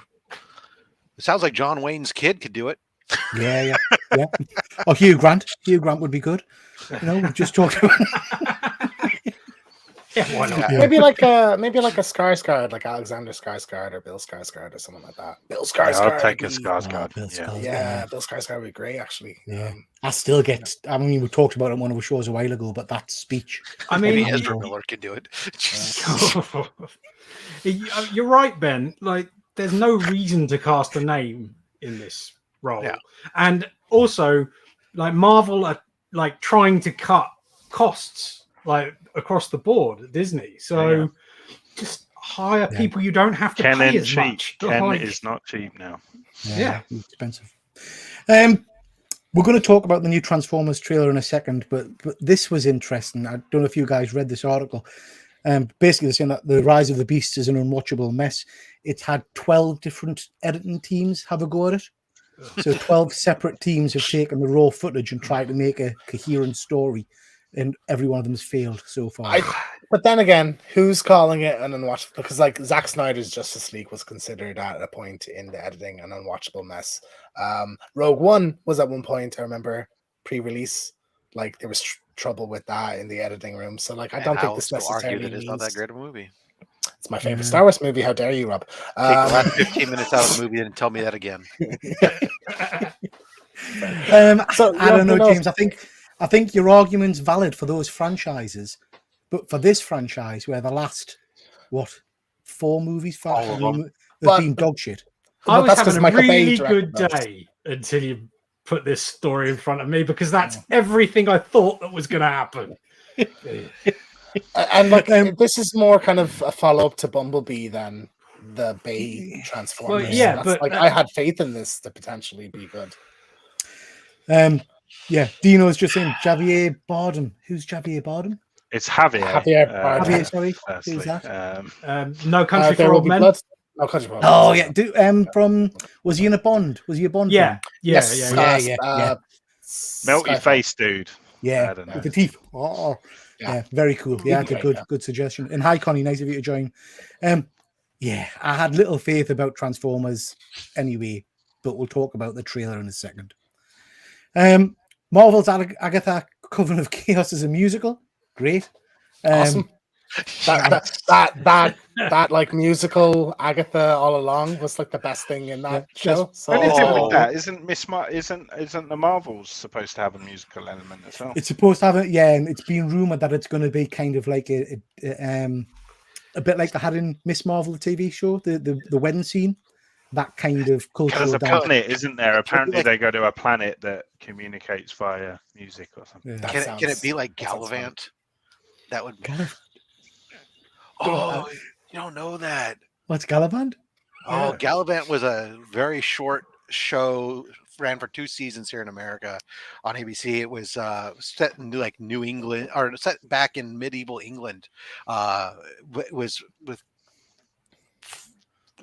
kings and fighting and all this other shit. But it was all done as a musical, sort of like very Python. Right, I'm buying that right now. There's even a great one where they did this whole thing, like they end up in a gay bar in the forest, and Kylie Minogue is the innkeeper, and they start singing "Trap the Hero Gallivant" behind the bar. You sold me, Rob. They singing this Yeah, song. I'm off sold. with Had the off gay with bar his- in the forest. off with his shirt, and it's just absolutely numbingly awesome. When was Is this it? actually Kylie Minogue? Kylie Minogue, yeah, she was in it, and there's like the lead actor who's playing the king, who's kind of a doofus. Oh, He's yeah. got this little pet lizard, and he's like thinks it's a baby dragon, and he's always I super believe in you, Tad Cooper. His name's the dragon, Tad Cooper. Everybody's literally Googling it now. 'cause Oh, of- dude. It's got I'm Vinnie gonna watch Jones this. in it and It's Ricky it's Gervais. brilliant. It's absolutely brilliant. Ricky Gervais. Monty Python meets the Princess Bride. I'm fucking Right, Yeah. I'm on that. Let's wind this up and we'll go and watch that. Last bit of news, guys. And it's not news, but Spider-Man writer teases most shocking twist in 50 years. Oh, Apparently, he's been told by the head honchos at Marvel that he can't go to conventions because he's going to get lynched. He's going to get lynched because the stories have been shit for the last year or whatever. Maybe the I most mean- shocking twist is that it's going to be good. Like, Yeah. I mean, Rob, I know you've been reading Spider-Man. Is this of any interest at all? Spider-Man hasn't been good since Volume 1. So, and I will stand by that conviction. Aside from short little bits here and there, overall, it's been shite because they've gotten rid of MJ from Peter, and I believe that's the worst thing they ever did. And they've not. Every time they tease us, they rip it back away. And I'm not a big fan of what they did with the slow burn, all of the Spencer run. I'm definitely not a fan with what they're doing right now in the current run with MJ and him and everything else. And I just got caught up, and I'm really disappointed. I But think, you know what? I I'll think the keep last buying time I really enjoyed Spider-Man was when Doc Ock was Spider-Man. Volume 2. There you go. Yeah. Spider-Man, yeah. Yeah. Yeah, I haven't really enjoyed a lot of it since. So yeah, I'm not. It not that hasn't much been interest in it. because once he's come back, what's he done? He inherits a beautiful company. He's the new Iron Man essentially, and turns it into crap. And the villains were lackluster. They do the whole 85 issue slow burn to get us to figure out who the heck whatever the villain's name was that I don't care about for in Volume 5, and now they do this time jump and have us try to piece it all together. I was a little bit excited for some of the stuff they did with Tombstone, just because I think Tombstone is a good villain that's been underutilized, but the rest of it's just So you like it? Is that what you're saying? maybe the great, yeah, like you said, maybe the great shock is that it's going to be Good. brilliant and good, but 50 years, biggest twist in 50 years. I don't know. That's a pretty big. It's a big, bold statement. Yeah, it is, because that means you're going back Yeah. to the 70s, Yeah. and there's been some decent twists in there. I mean, like the whole black suit thing was within the last 50 Yeah. years, so bigger It's than just that. Hyperbole bullshit in it. You've impressed Fuzzy, but he's saying, "Can we just acknowledge our American friend said shite?" Bravo, Rob. Yeah, huh? Rubbing I off will on him. say that quite frequently. Wait till I drop a Bob's Your Uncle on there. Right, guys, I'm conscious of time, so I'm just going to rattle through some of these. Just quickly talking about some of the things we've been reading recently. World Tree. Anybody read this? I know Von Hoot. I thought this was really interesting. Did you enjoy it, Von Hoot? I did a lot. Yeah. Yeah. It's really intriguing. And that's all you really need to sell a second comic, isn't it? Like, Yeah. like I want to know where it's going. I've really enjoyed. I mean, there's something really seedy about it, which it is sort of appealing and sort of off-putting depending on your personality. And I want to know where it's going. So I was going to say that. So this is by James Tynion. I love the concept of the story, which is basically that. I mean, what I'm gathering is that the internet, or some dark part of the internet, is making people do things and kill people and stuff like that. And that this group got rid of it years ago, but it's come back. So that as a story concept is quite interesting. The bit you're alluding to, Von Hoot, is there's a naked woman throughout the entire issue, and she is absolutely naked. You see furry bits and everything, and it's just a little bit odd. It's kind of a bit. I'm not sure why. Nothing odd about that. But yeah. Well, in a comic there is. When I'm how do you surf the internet? Alone, Rob. Alone. Proof Rob's not wearing trousers. Yeah. But it is an interesting story. I would recommend people pick it up and read it because I thoroughly enjoyed it, and I'll definitely be reading the second issue. It's Tynion back on track, I think, because I've not been enjoying some of his more recent stuff. I found it really easy to read as well. That's the other thing. It really hooked me. And I don't know how you feel, Von Hoot, but the way it kind of jumped back to, this all happened years ago, I got a bit of a kind of a It vibe to it. Kind of the group have beaten an evil in the past, and now they're coming back to it. So yeah, I thought it was a good read, worth a pick up. Daredevil. Phenomenal, absolutely phenomenal. I don't know if anybody's reading that, but it is absolutely brilliant. This latest issue again was top-notch writing, and recommend that. Darth Vader, Black, White, and Red. Utter shit. Ben, I know you've read this. I don't know if Rob's read it yet, but this is one of those books where there was a story in it that I had to go back and reread because I thought maybe I'm just not intelligent enough to understand what the hell was going on. And I still can't make head and a tail of what the Peach Momoko story was all about. Ben, what did you think of this one? Yeah, to be honest, I felt the same way I did about all of the Black, White, and Red. You know, you for me, the few pages that each kind of creative team gets to tell a story, it's not kind of long enough to kind of do that, I don't think. And for me, I the artwork is kind of jarring. Like I hate like black and white manga and all that stuff. So like this is pretty much one step beyond that with a splash of red. It just doesn't do it for me visually, and the writing sort of doesn't either. The Peach Momoko thing was really off the wall and not clear. It's a shame because I like her idea.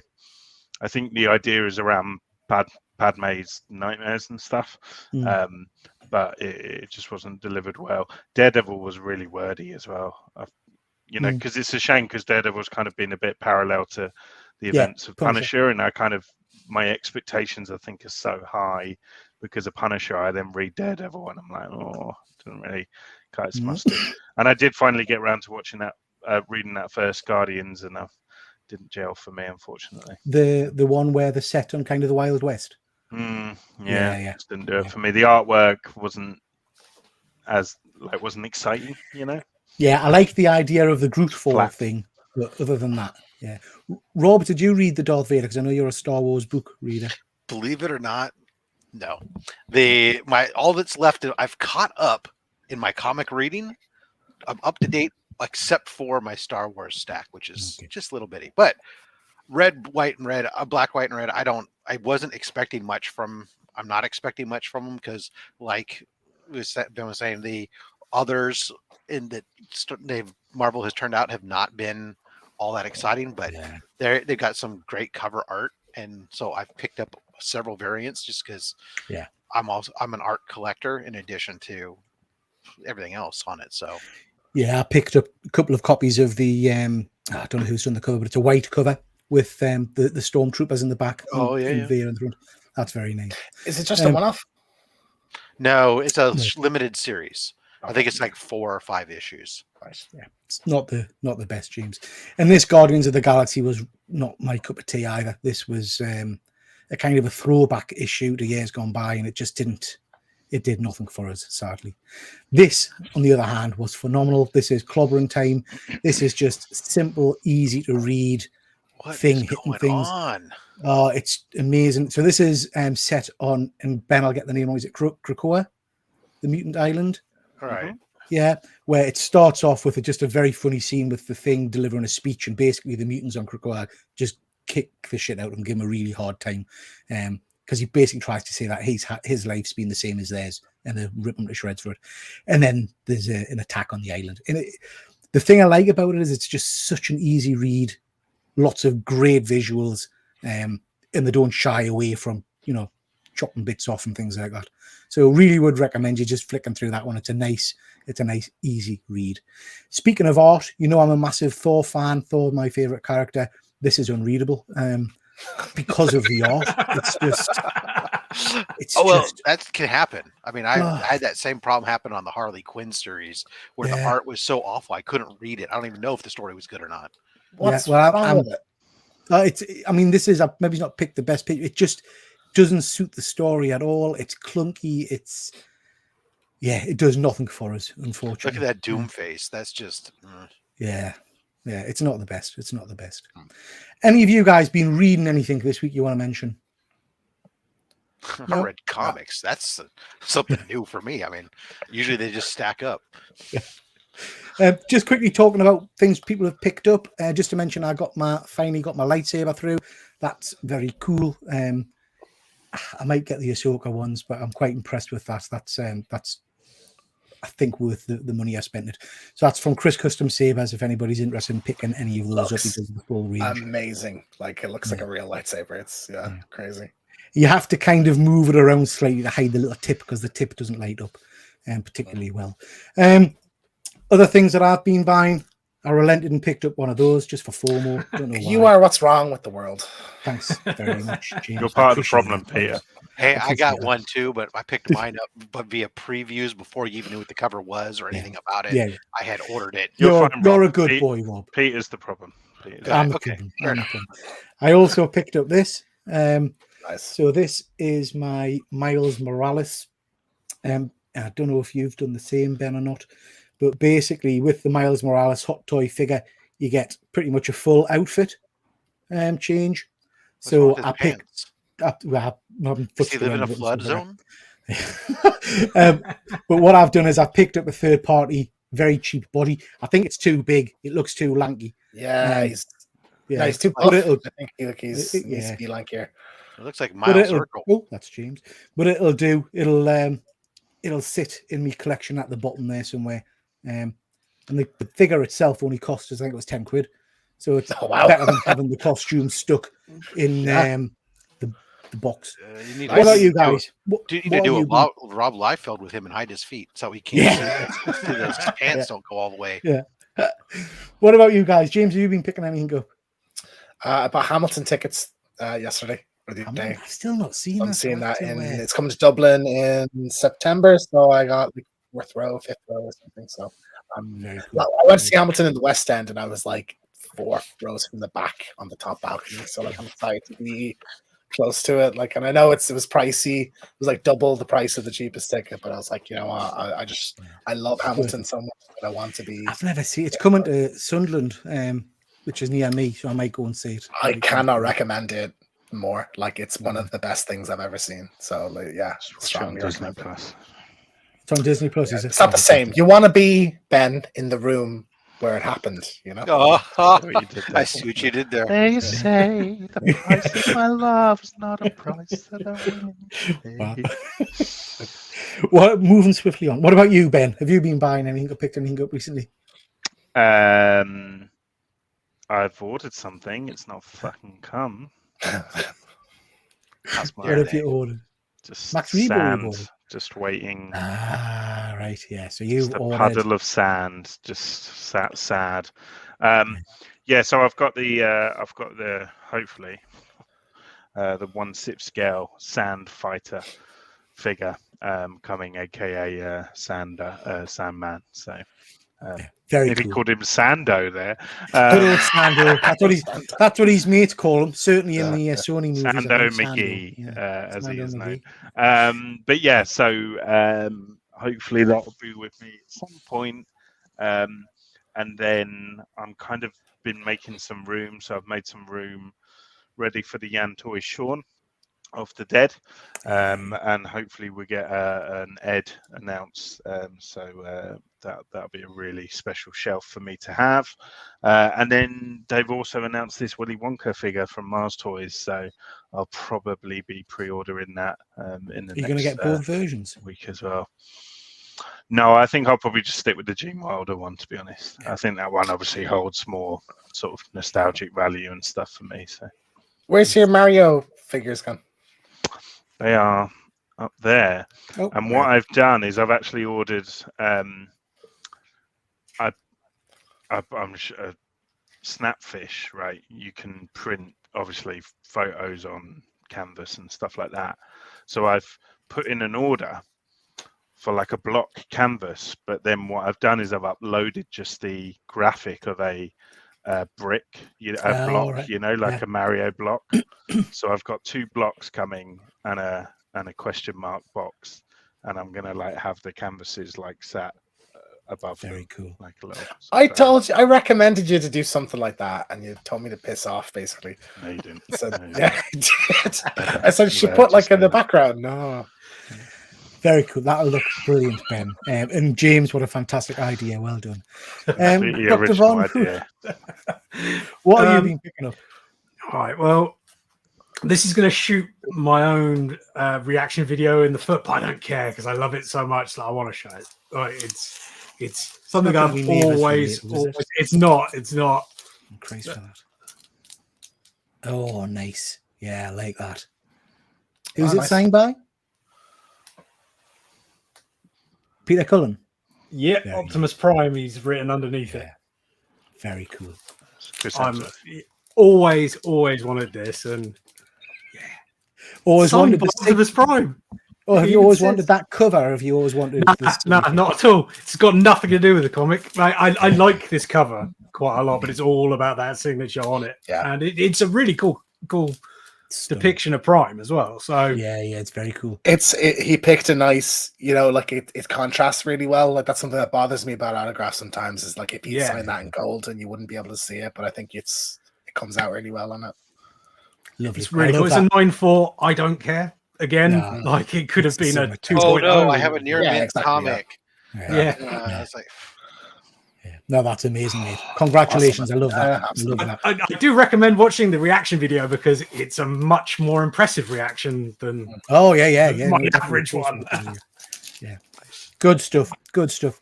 Anything else to show before I move on, Ron Hoot? No, I'm good now, mate. Cheers. Rob? yeah, well, I actually picked up. I What just picked the up. shit? X-Force 1. And you call me the problem, huh?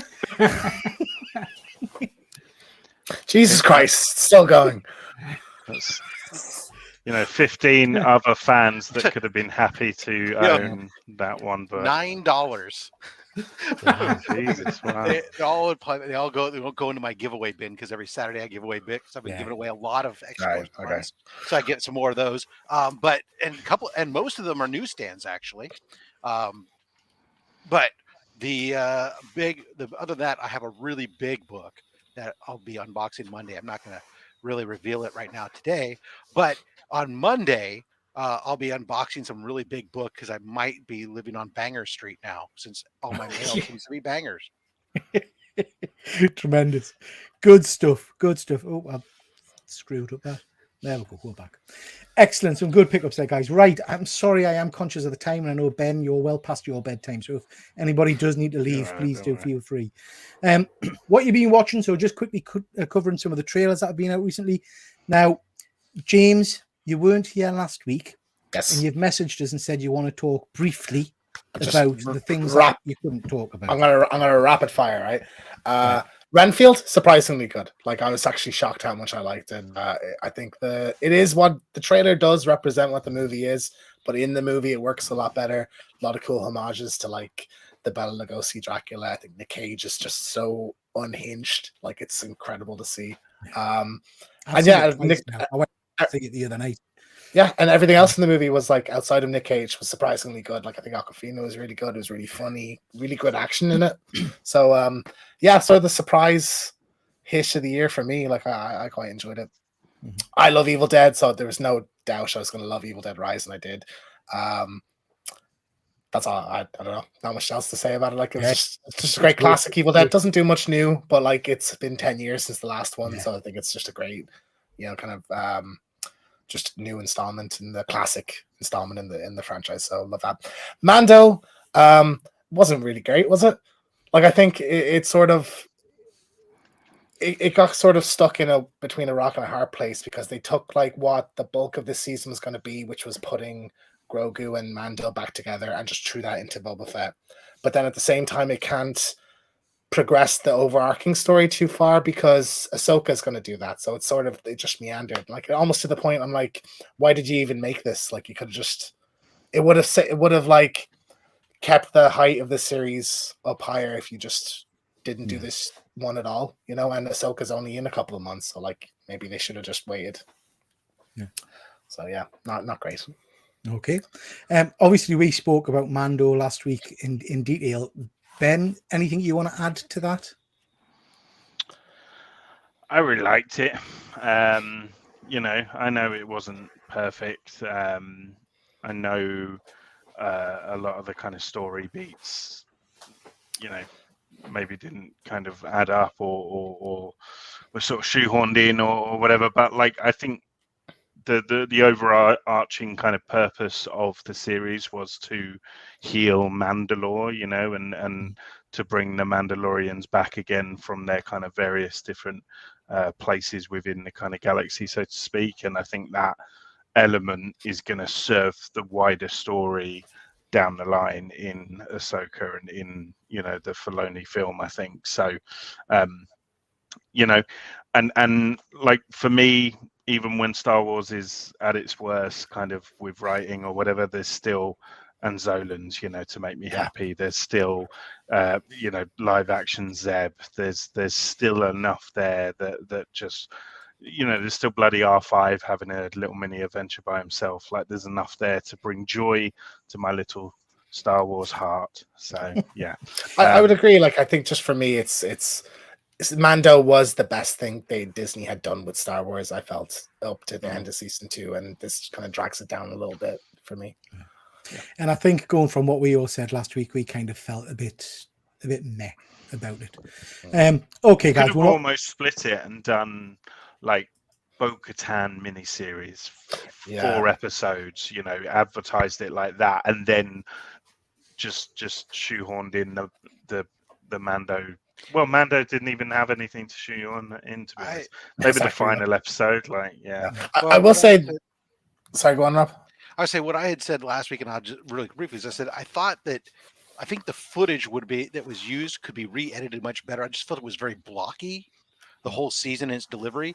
And if we had done a traditional Star Wars telling of multiple storylines simultaneously throughout, it probably could have been much better than the way it was delivered in chunks of different stories. Yeah. Like that Coruscant episode is just random. Right. That could have been delivered in 5-minute bits here and throughout over 2 episodes, and it would have been far better received than this sudden, like, did I change the channel? What happened? You're bang on. I to be fair, I never cared for Bo-Katan until this season, though. I actually really like her as a character now. So that's one thing the show did for me. Good stuff. I was proven wrong with this. I thought this was fucking hell. Yeah, I thought this was utter cack. But I did acknowledge that I wasn't probably the target audience and I wasn't going in with the right, dare I say, mindset. 95% audience. That's shocking. It's not, because who's going to see it is the fan base. Yeah. And the fan base, and this was built. Dweebs. This movie was basically done exactly like the show. Yeah. So the nostalgia for them, it's not somebody re-envisioning or updating. It's the same basic thing. So for them, it's hitting that nerve of exactly what they liked about that. What's not the 5% is probably the other us that got forced to go drag and see it, that don't really give a crap, and it's not the target audience. Absolutely. But Rob summed it up perfectly. Like for me as a Mighty Morphin fan, this was like watching a brand new Mighty Morphing episode. It was just as terribly acted, terribly written, camp, silly kind of hapdash kind of costume. Like, it was all of the worst things that make Mighty Morphin Power Rangers so good when I was young, and it was all of that, and it was just a lovely little 50-minute nostalgic fix. I loved it. And I think, I acknowledged last week, Ben, that I'm not a massive Power Rangers fan. So the fact that it was literally an episode from back in you're the too day, old, isn't it? It's not your generation, It's like, Yeah. I'm not like having a dig, but like, it's No, not, but you yeah, don't but have that. The way I equated it was that watching, and I know you have mocked, but watching Picard, I probably got exactly the same feel as you got watching this. I got that nostalgia feel. The cameos were great, that kind of stuff. I'm very pleased for the people that enjoyed it, and hopefully it'll bring more Power Rangers content. I did enjoy the movie to an extent. I thought the movie I'd love a was all right. series now. Like, I would love a little, 10-part series done with in exactly the same vein. Don't change anything. Don't try and make it better. Keep it as shit as it is. Yeah, brilliant.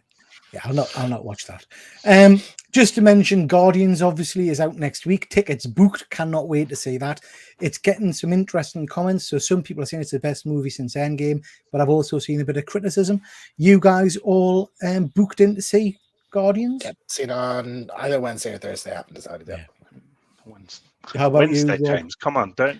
Well, Thursday, I'm already in town because for the Lee Cronin thing. So get your ass into town 2 days in a row, bitch. I definitely plan to see it. I had tickets. I had to cancel those tickets because I'm traveling, pick my son up from university. So I don't know yet when I'm going to squeeze it. Oh, I remember what it was. The tickets were bought for the Sunday when I was going to be back, but I have a con that I'm going to instead. Well, listen, guys. But I will see it. I know James is away next week. I'll plan to do a review show on this in a week or so's time. So if anybody can get it seen by then and wants to join, we'll do a bit of a review and a deep dive in it. Von Hoot, you going to see it, I presume? I'm definitely seeing it probably on Friday morning. Nice. I would think. Yeah, I'm quite excited. I'm quite excited. Reviews are good though. It's getting like 8. Yeah, it's getting good reviews. Yeah. Now, I didn't send you this one to watch, but this one popped up just, I think, yesterday. This is the teaser trailer for Twisted Metal. James, tell us a little bit about what this is all about.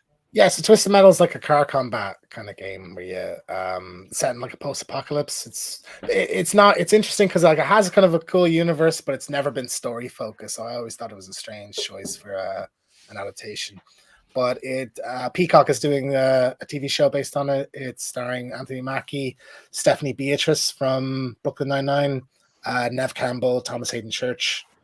It's got some big names in it, then, isn't it? Yeah, it's a phenomenal cast. So like, I'm really excited to see it. The trailer, it doesn't show much, but like, I really love the tone that they're going for. Like, it's just kind of silly.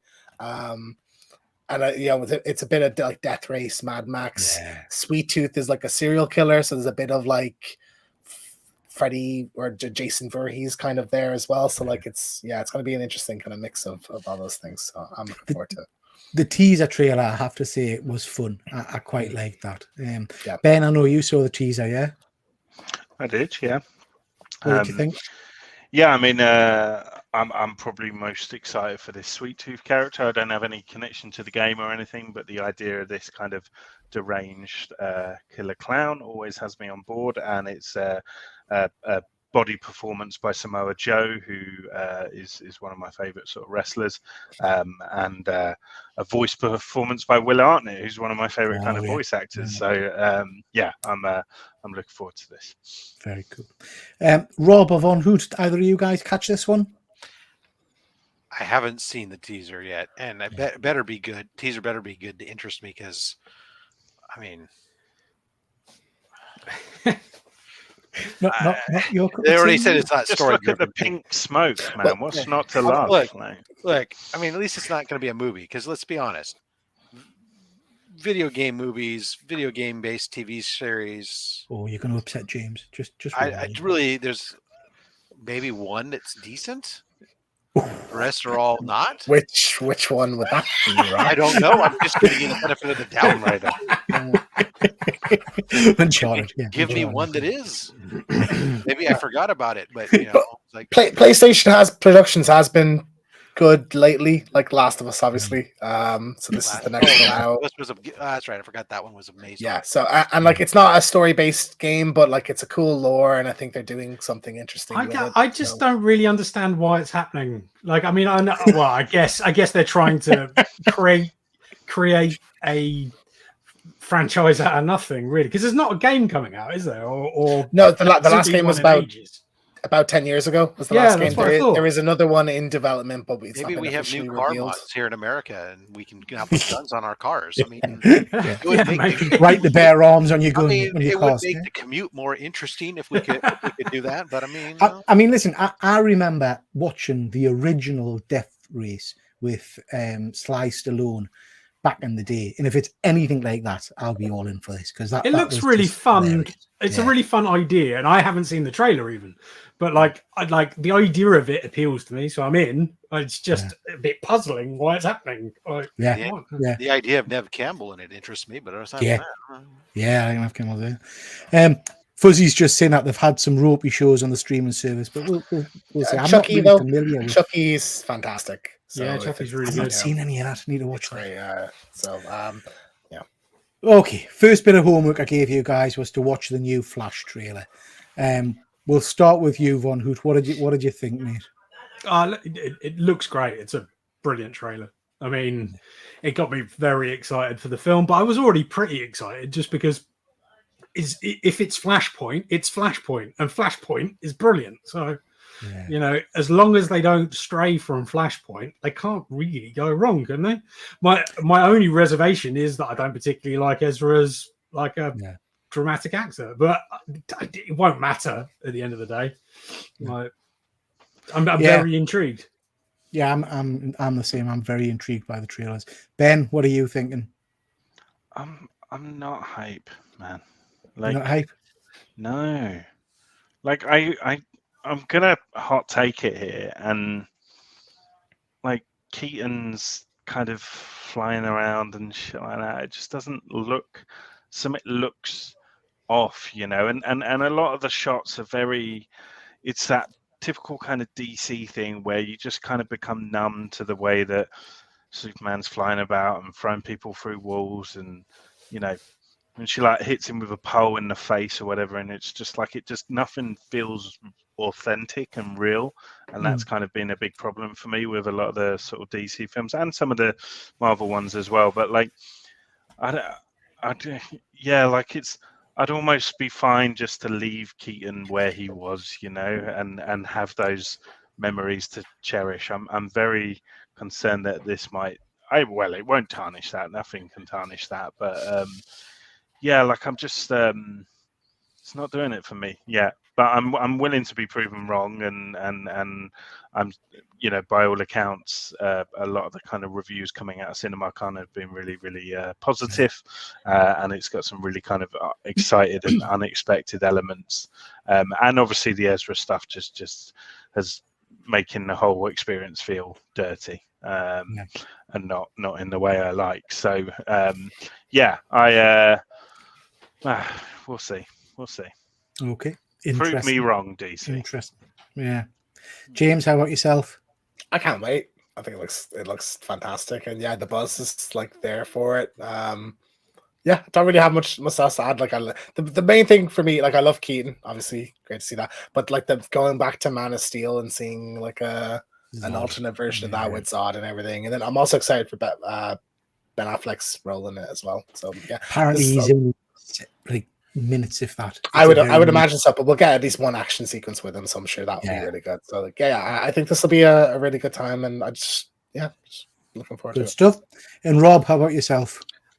I loved that they de-emphasized Ezra Miller in this trailer, and the focus was on Bruce Wayne, the Michael Keaton Batman. That just makes me all tingly when he said, "Come on, you want to get nuts?" Yeah. Oh, God, I'm glad I didn't watch the internet without trousers because my goodness, that just does it for me. I'm like over the moon, excited, and I'm glad I will be seeing this movie the day it opens. I will be with 30 other YouTubers as we can converge at Heroes Con in North Carolina, and DJ Links has arranged for a screening room for us to be able to view it. So we're like, freaking, I'm so pumped. That's going to be fantastic. But yeah, I mean, there's elements of it I could care less about. Mostly, there's somebody who wears a lot of red and has lightning bolts coming off his body. But I mean, yeah, as a guy whose Michael Keaton Batman was formative in my life. I'm so excited. So I'm probably very much the same as you, Rob. Other than in terms of DC characters, the Flash, in terms of the comic version, is probably one of my favorite characters, and also he's superb in the Justice League cartoons. But I don't like Ezra's performance of this version of the Flash, so I'm not interested in the Flash in this at all. I'm purely there for Keaton. I'm purely there for seeing General Zod again because I enjoyed that battle scene in Man of Steel. Fuzzy's mentioned in the comments there that he's worried that we might have seen all the best bits in the trailers already. Yeah, I think we've probably seen the majority of the Affleck sections already, and probably all of that, because I think the market, they know the damage that's been done. The marketing this has, look, it's it's Michael Keaton. It feels like it's being pushed as a Michael Keaton movie more than a Flash movie to me. But I can't get away from the fact that there were some pretty cool moments in that trailer. The jumping out of the Batwing and things like that I thought were very, very cool. But again, all Batman moments, not Flash moments for us. No. So yeah, interesting. It's going to be a real interesting one. I am very jealous of your cinema trip, Rob. That'll be stunning. I bet you're having an amazing time. Next, I didn't even know this was a thing. Hunger Games: The Ballad of Songbirds and Snakes. What did you think of this trailer? I'm conscious of time, guys, so I'm not going to kind of go to these individuals. Just shout out if you've got anything you want to say. There's a prequel, right? Is what I got from it. The book, I think it's based on a prequel book that came out a couple of years ago, but it's basically about President Snow. It's like his kind of origin story when he was younger. I think it looks interesting. I like Hunger Games. I'm not like crazy about it, but yeah, I mean, Peter Dinklage looks cool in it. I'll see this anyway. Most of the Hunger Games films were cack, so I don't see why this would be any. I never saw any of them, so I won't go see the prequel. Just watch Battle Royale instead. Battle Royale, man. That's what I was going to say. Yeah. Royale. Yeah. I thought this was quite boring, the trailer. It didn't really give us that. If I'm watching the Hunger Games, I'm not interested in all the political stuff. With respect, guys, I don't think we're the target audience. Well, I think you're probably right. Yeah, but I want to see them in the woods shooting each other with bow and arrows and shit. You know what I mean? I'm not. Just watch Battle Royale. Yeah, exactly. Yeah, not sure this one's going to be on my list of Rush 2 movies. I thought the trailer was shit. I thought going into it, having read that article about it being a mess in terms of the editing process, I thought the trailer was an absolute mess. This is obviously set during Bumblebee's kind of era. We've got an image of Unicron. We know from the last movie that Unicron is Earth somehow. No. I thought Unicron. The continuity from the Bay movies isn't involved in this. It's Bumblebee, and this is one continuity, and the Bay movies are a completely different continuity. They're not involved at all. They just look similar. Like that's. See, I mean, that even hurts my head even more. So the last movie's got nothing to do with this movie. Well, Bumblebee has something to do with this, but the other Bay movies, nothing. They should have just made a Cybertron movie where they're fighting on Cybertron. Those opening 10 minutes. Yeah, don't get me started, because that will be a long conversation. They absolutely should. You're absolutely right. But I did think this was a phenomenal trailer, and it got me really excited. And every time I watch that trailer, I'm excited. The problem is I don't trust Bay's movies at all, and I like the news that it's already probably dodgily edited is everything I suspected in the first place. So like I'm excited and terrified at the same time. So the thing is, what source is that from? Like that could just be one person saying I'll say that from Go ahead. paint Sorry, things. Rob. Sorry, Rob. No, go ahead. Was it Ben speaking? Ben? I'm done You forever. I'm sorry. Rob, what are you saying? I say my problem with all the other movies, the Bay movie stuff, was that I signed up to watch robots fighting robots, and I got a lot of humans fighting robots, and not a lot of robots on robot action. That's what I want. This one, I saw a lot of robots and robots fighting, but none of it really excited me. It looked like the battle scene from Ready Player One on the planet, right? And I get it; they're taking on Unicron or whatever, but to me, when I think of Unicron and I think of a bunch of little planet-side robots, I don't care how many of them there are. What are you going to do against Unicron, for God's sakes? You lost me in this whole movie. I like that maybe the design of Prime looks like more of a throwback Prime, but I just want this to be good because I love Anthony Ramos and I want him to have a franchise. Like, I'll admit as I'll director. watch it on streaming probably. I mean, I'm a Transformers geek, so I will be going to the cinema to watch this. But I'll be going to the cinema like I went to see last night with my arms folded in a bad mood. Probably. So I'll be going day one, and you'll hear either a gushing review or a scathing review from me straight afterwards, because I'll be livid again if it's even bad, just because they've hurt. Like, I stopped caring about Transformers at a certain point because of the Bay movies. And I'm a person that has a very large Optimus Prime tattoo on my leg. Like, they really mucked me up in the head, and it was only until it was only until I started reading the comics that it brought me back. And now I care again. I'm in a position to be hurt again, as it were. Just keep your DVD of the original movie on standby. So you can Watch that cleanse your brain. Listen, let's cross our fingers and hope that this is good, because it needs to be for me. It needs to be. Wish, just quickly skipping over this. Did anybody watch this? I love the art style, and I enjoyed Moana and Encanto recently, so I'm quite looking forward to this. I hadn't heard about this one. I quite like the look of this. Now, Ben, I know you're a big Disney fan. Rob, I'm not even going to come to you because it looks like you've had a breakdown. I'm going to take it this isn't your cup of tea. No, not your cup of tea. Not the target audience again. Yeah. Ben, are you the target audience? I'm not, but I'm part of that audience. I don't think I'm invited, but I'm there. I'm looking forward to this. I think very little's known. As James said, the art style is really nice. They've kind of gone for this like hand painted background, which kind of really makes it feel very kind of old school Disney, but then the kind of computer 3D sort of animation on the main characters really makes them pop. I love the idea with the goat and the deep voice thing. That tickled me. Chris Pine's going to be playing the lead sort of villain, I think, and he's got such a kind of charismatic approach to his work. So I think that'll be good. I think this is like supposedly is this around When You Wish Upon a Star Lake? They're kind of I think like so, yeah. They're saying it's decades in the making or whatever. So yeah, this will be.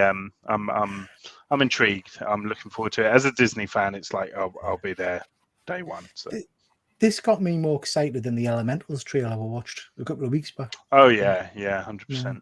Yeah. So yeah, I'm in for that. Oh, this looks mint. Anybody watch the Equalizer movies with Denzel? I love the first film. It's so good. It's a cracking action movie. Second one's a bit of a mess, but this one looks tremendous. I can't wait. I thought it looked You thought it looked Yeah. I think John Wick has ruined these type of movies for me. Like, it's not going to be as good. Is it? The action is better in Equalizer than John Wick. Have you seen that? Is a scandalous thing to say. It is, yeah. quite often in the John Wick films, not necessarily in the last one. Some of the action in the first Equalizer movie is very good. I like the precision in the Equalizer movies. Yeah. I like it's much more controlled. Are you seeing these movies, Rob? Actually, I hadn't seen them, but I tell you, watching this trailer made me interested to go back and maybe see the first movies. I like the idea of sounding like because I know nothing about it, but from watching this one, it was like, oh, okay, so this is another one of these wet works operators who retires and is just trying to live his life and get sucked back in. So Rob, do you remember the old Edward Woodward TV show, The Equalizer? I don't remember that show, but I do remember there is a newer version but I don't watch that either. But I mean, I got the gist. I had the general gist. Oh, there's guys kind of helping. I mean, the first one, I'd recommend you watch the first one. The first one's stunning. Yeah, I think I will, because I mean, this one's got me interested where I kind of do want it. This trailer was good. I'm glad you made me watch it. Second one's got Pedro as well. Yeah. And I mean, if you haven't seen the previous films, the kind of the thing with the watch is a big thing, because he basically he's in a room and he can set his watch to 10 seconds, and that's exactly how long it'll take him to take down the people in the room, because he's calculated all of his moves and things like that. It is a very cool movie, worth watching. Ben, you're not a big action movie kind of guy, I don't think. Oh yeah, is this something that's interesting to you? Never watched any of the originals. You made me watch the trailer, and I was like, oh, okay. Loving life. Yeah. I mean, Denzel's, obviously watch. But I guess if I ever had to watch one of these, I would watch it. Yeah, I pick it for it's not that bad. From some of the scenes, but it's not my bag. Not your cup of tea. I think it looks cool. I'll be going to say that. This one totally blew me. So I saw obviously the imagery, The Haunting in Venice. I have to say, James, I thought this was going to be another kind of The Haunting kind of movies. It was in the trailer. It's like almost a surprise. I knew, like, from the title, I knew that this was the. Well, you see, I didn't put two and two together. I didn't realize. So it is a Poirot, right? It's a Poirot one, but from the trailer until like the last 20 seconds, you think it's just a horror movie. But they don't even even if you didn't know this was Poirot, they don't even at any. I didn't know it was Poirot. That's what I'm saying. Like he turned up, and I was like, all right, this is a Poirot. I thought it was a setup for a horror movie. But I'm loving it. Like, I love the idea of him doing like a supernatural. Like, obviously, I think it's going to turn out to be wires or whatever. Almost like Scooby-Doo. I'm stoked to see this. Like, I love the Poirot movies, and I love horror. So this got me really excited. Me too. The last two, so I will definitely be watching that one. Yeah, it's proof that movies need more proper mustaches. Exactly. look at the tash on that. Yes. I mean, I've seen the last. Jealous. I've seen the last two Poirot movies that he's done, and I preferred the first one, I have to say. Yeah. But I'm looking forward to this. It'll be very cool, I think. Okay, guys, I am sorry I've kept you a long time again tonight. That's the end of the show. Just to quickly go through some of the things that are coming up on all of our channels. Videos I've released this week. So me and Ben and James did a 1/6 scale show on Monday. That's actually doing very well. So I think I might redo that, Ben and James, if you're up for it. Yeah. So it's performing quite well. So we'll look at that. I did my Ahsoka unboxing video and my In-Art Joker unboxing. And today I've put out a video about a comic collection I bought. So please do go check those out. Monday night, we're doing Spotlight Scooby-Doo. So that should be fun. I just need to pull the slides together for that. But that will be an interesting one. Week after that, I've got a new show that I'm trialing called This Is My, where basically I get a guest on to show some items of their collection. It can be whatever they want to show. It can be toys, can be comics, whatever they want. You know what? I just think it's dangerous to have a space there like that they could insert anything. No, that's because I haven't got the images yet. So basically, once I've got the images of what they're going to show, I'll put some images up there of the figures or comics or whatever. And we'll also sprinkle through some normal questions about, this is my favorite movie, this is my favorite comic book series, this is my favorite whatever. Really, really pleased with the amount of people that have been in touch to say they want to take part in that and like the idea. So if anybody else wants to do that, please do drop us a line. I've got a lot of people already, so I might make this a more regular show. So people jumping at the chance to talk about themselves, eh? Absolutely, absolutely. So 100 episodes and counting. Yeah. So if anybody wants to join in, please do let us know, because it should be fun. James, just want to mention that? Yeah, we did our Mario review a week or so ago, so that's up on my channel, live one. That's doing quite well. So obviously popular movie, popular one. But it was a good time. So I'd recommend anyone check that out. And then I don't have a thumb for this, but I'm gonna give it a couple of weeks and I'll do Jedi Survivor like live Oh, yeah. review. So I'll get a few guys who played the game and anyone who's kind of just watched the story, and we'll kind of discuss it then. So that'd be good. Good stuff. Good stuff. That'll be fun. Ben? Yeah, so it was the first show of It's Not That Bad, the new series, and myself and my guest Bucky Ringzell took a look at Fantastic Four, and I think Bucky did a great defense of it, and yeah, it was a very kind of impassioned defense, and a really sort of a new interesting insight into the film. So yeah, excited to be back doing those shows again. Was good stuff. I mean, Bucky got me to go and watch it again, and actually I quite enjoyed it, which I never thought I would say. So yeah, good stuff. And then we've got this. And I said, so good to be back. I'm enjoying doing it, and then with that, it's all gone to shit already. So basically, I don't know if I'm going to be doing it with a guest. It's just really difficult to kind of pin people down, and you know, if you try and get people overseas, it's difficult to get diaries to align and stuff like that. So as a little experiment, I will be doing the first It's Not That Bad by myself. So I will be discussing and breaking down a film. So what I'm going to do is put the power in the hands of my two viewers, and there's a vote out there at the moment where people can vote for the film that they want me to cover. So the options are Inspector Gadget, Mortal Kombat, Super Mario Bros, obviously the 93 version, and Masters of the Universe, the 87 film. So it looks like Masters of the Universe is winning at the moment, so I'm going to keep that poll open for the next day.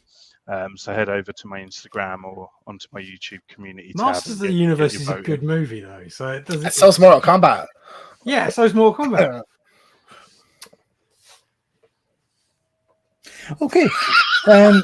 Interesting stuff. Just to mention, Luke should have been on tonight, so please do go and check out his channel for all kinds of in-depth interviews.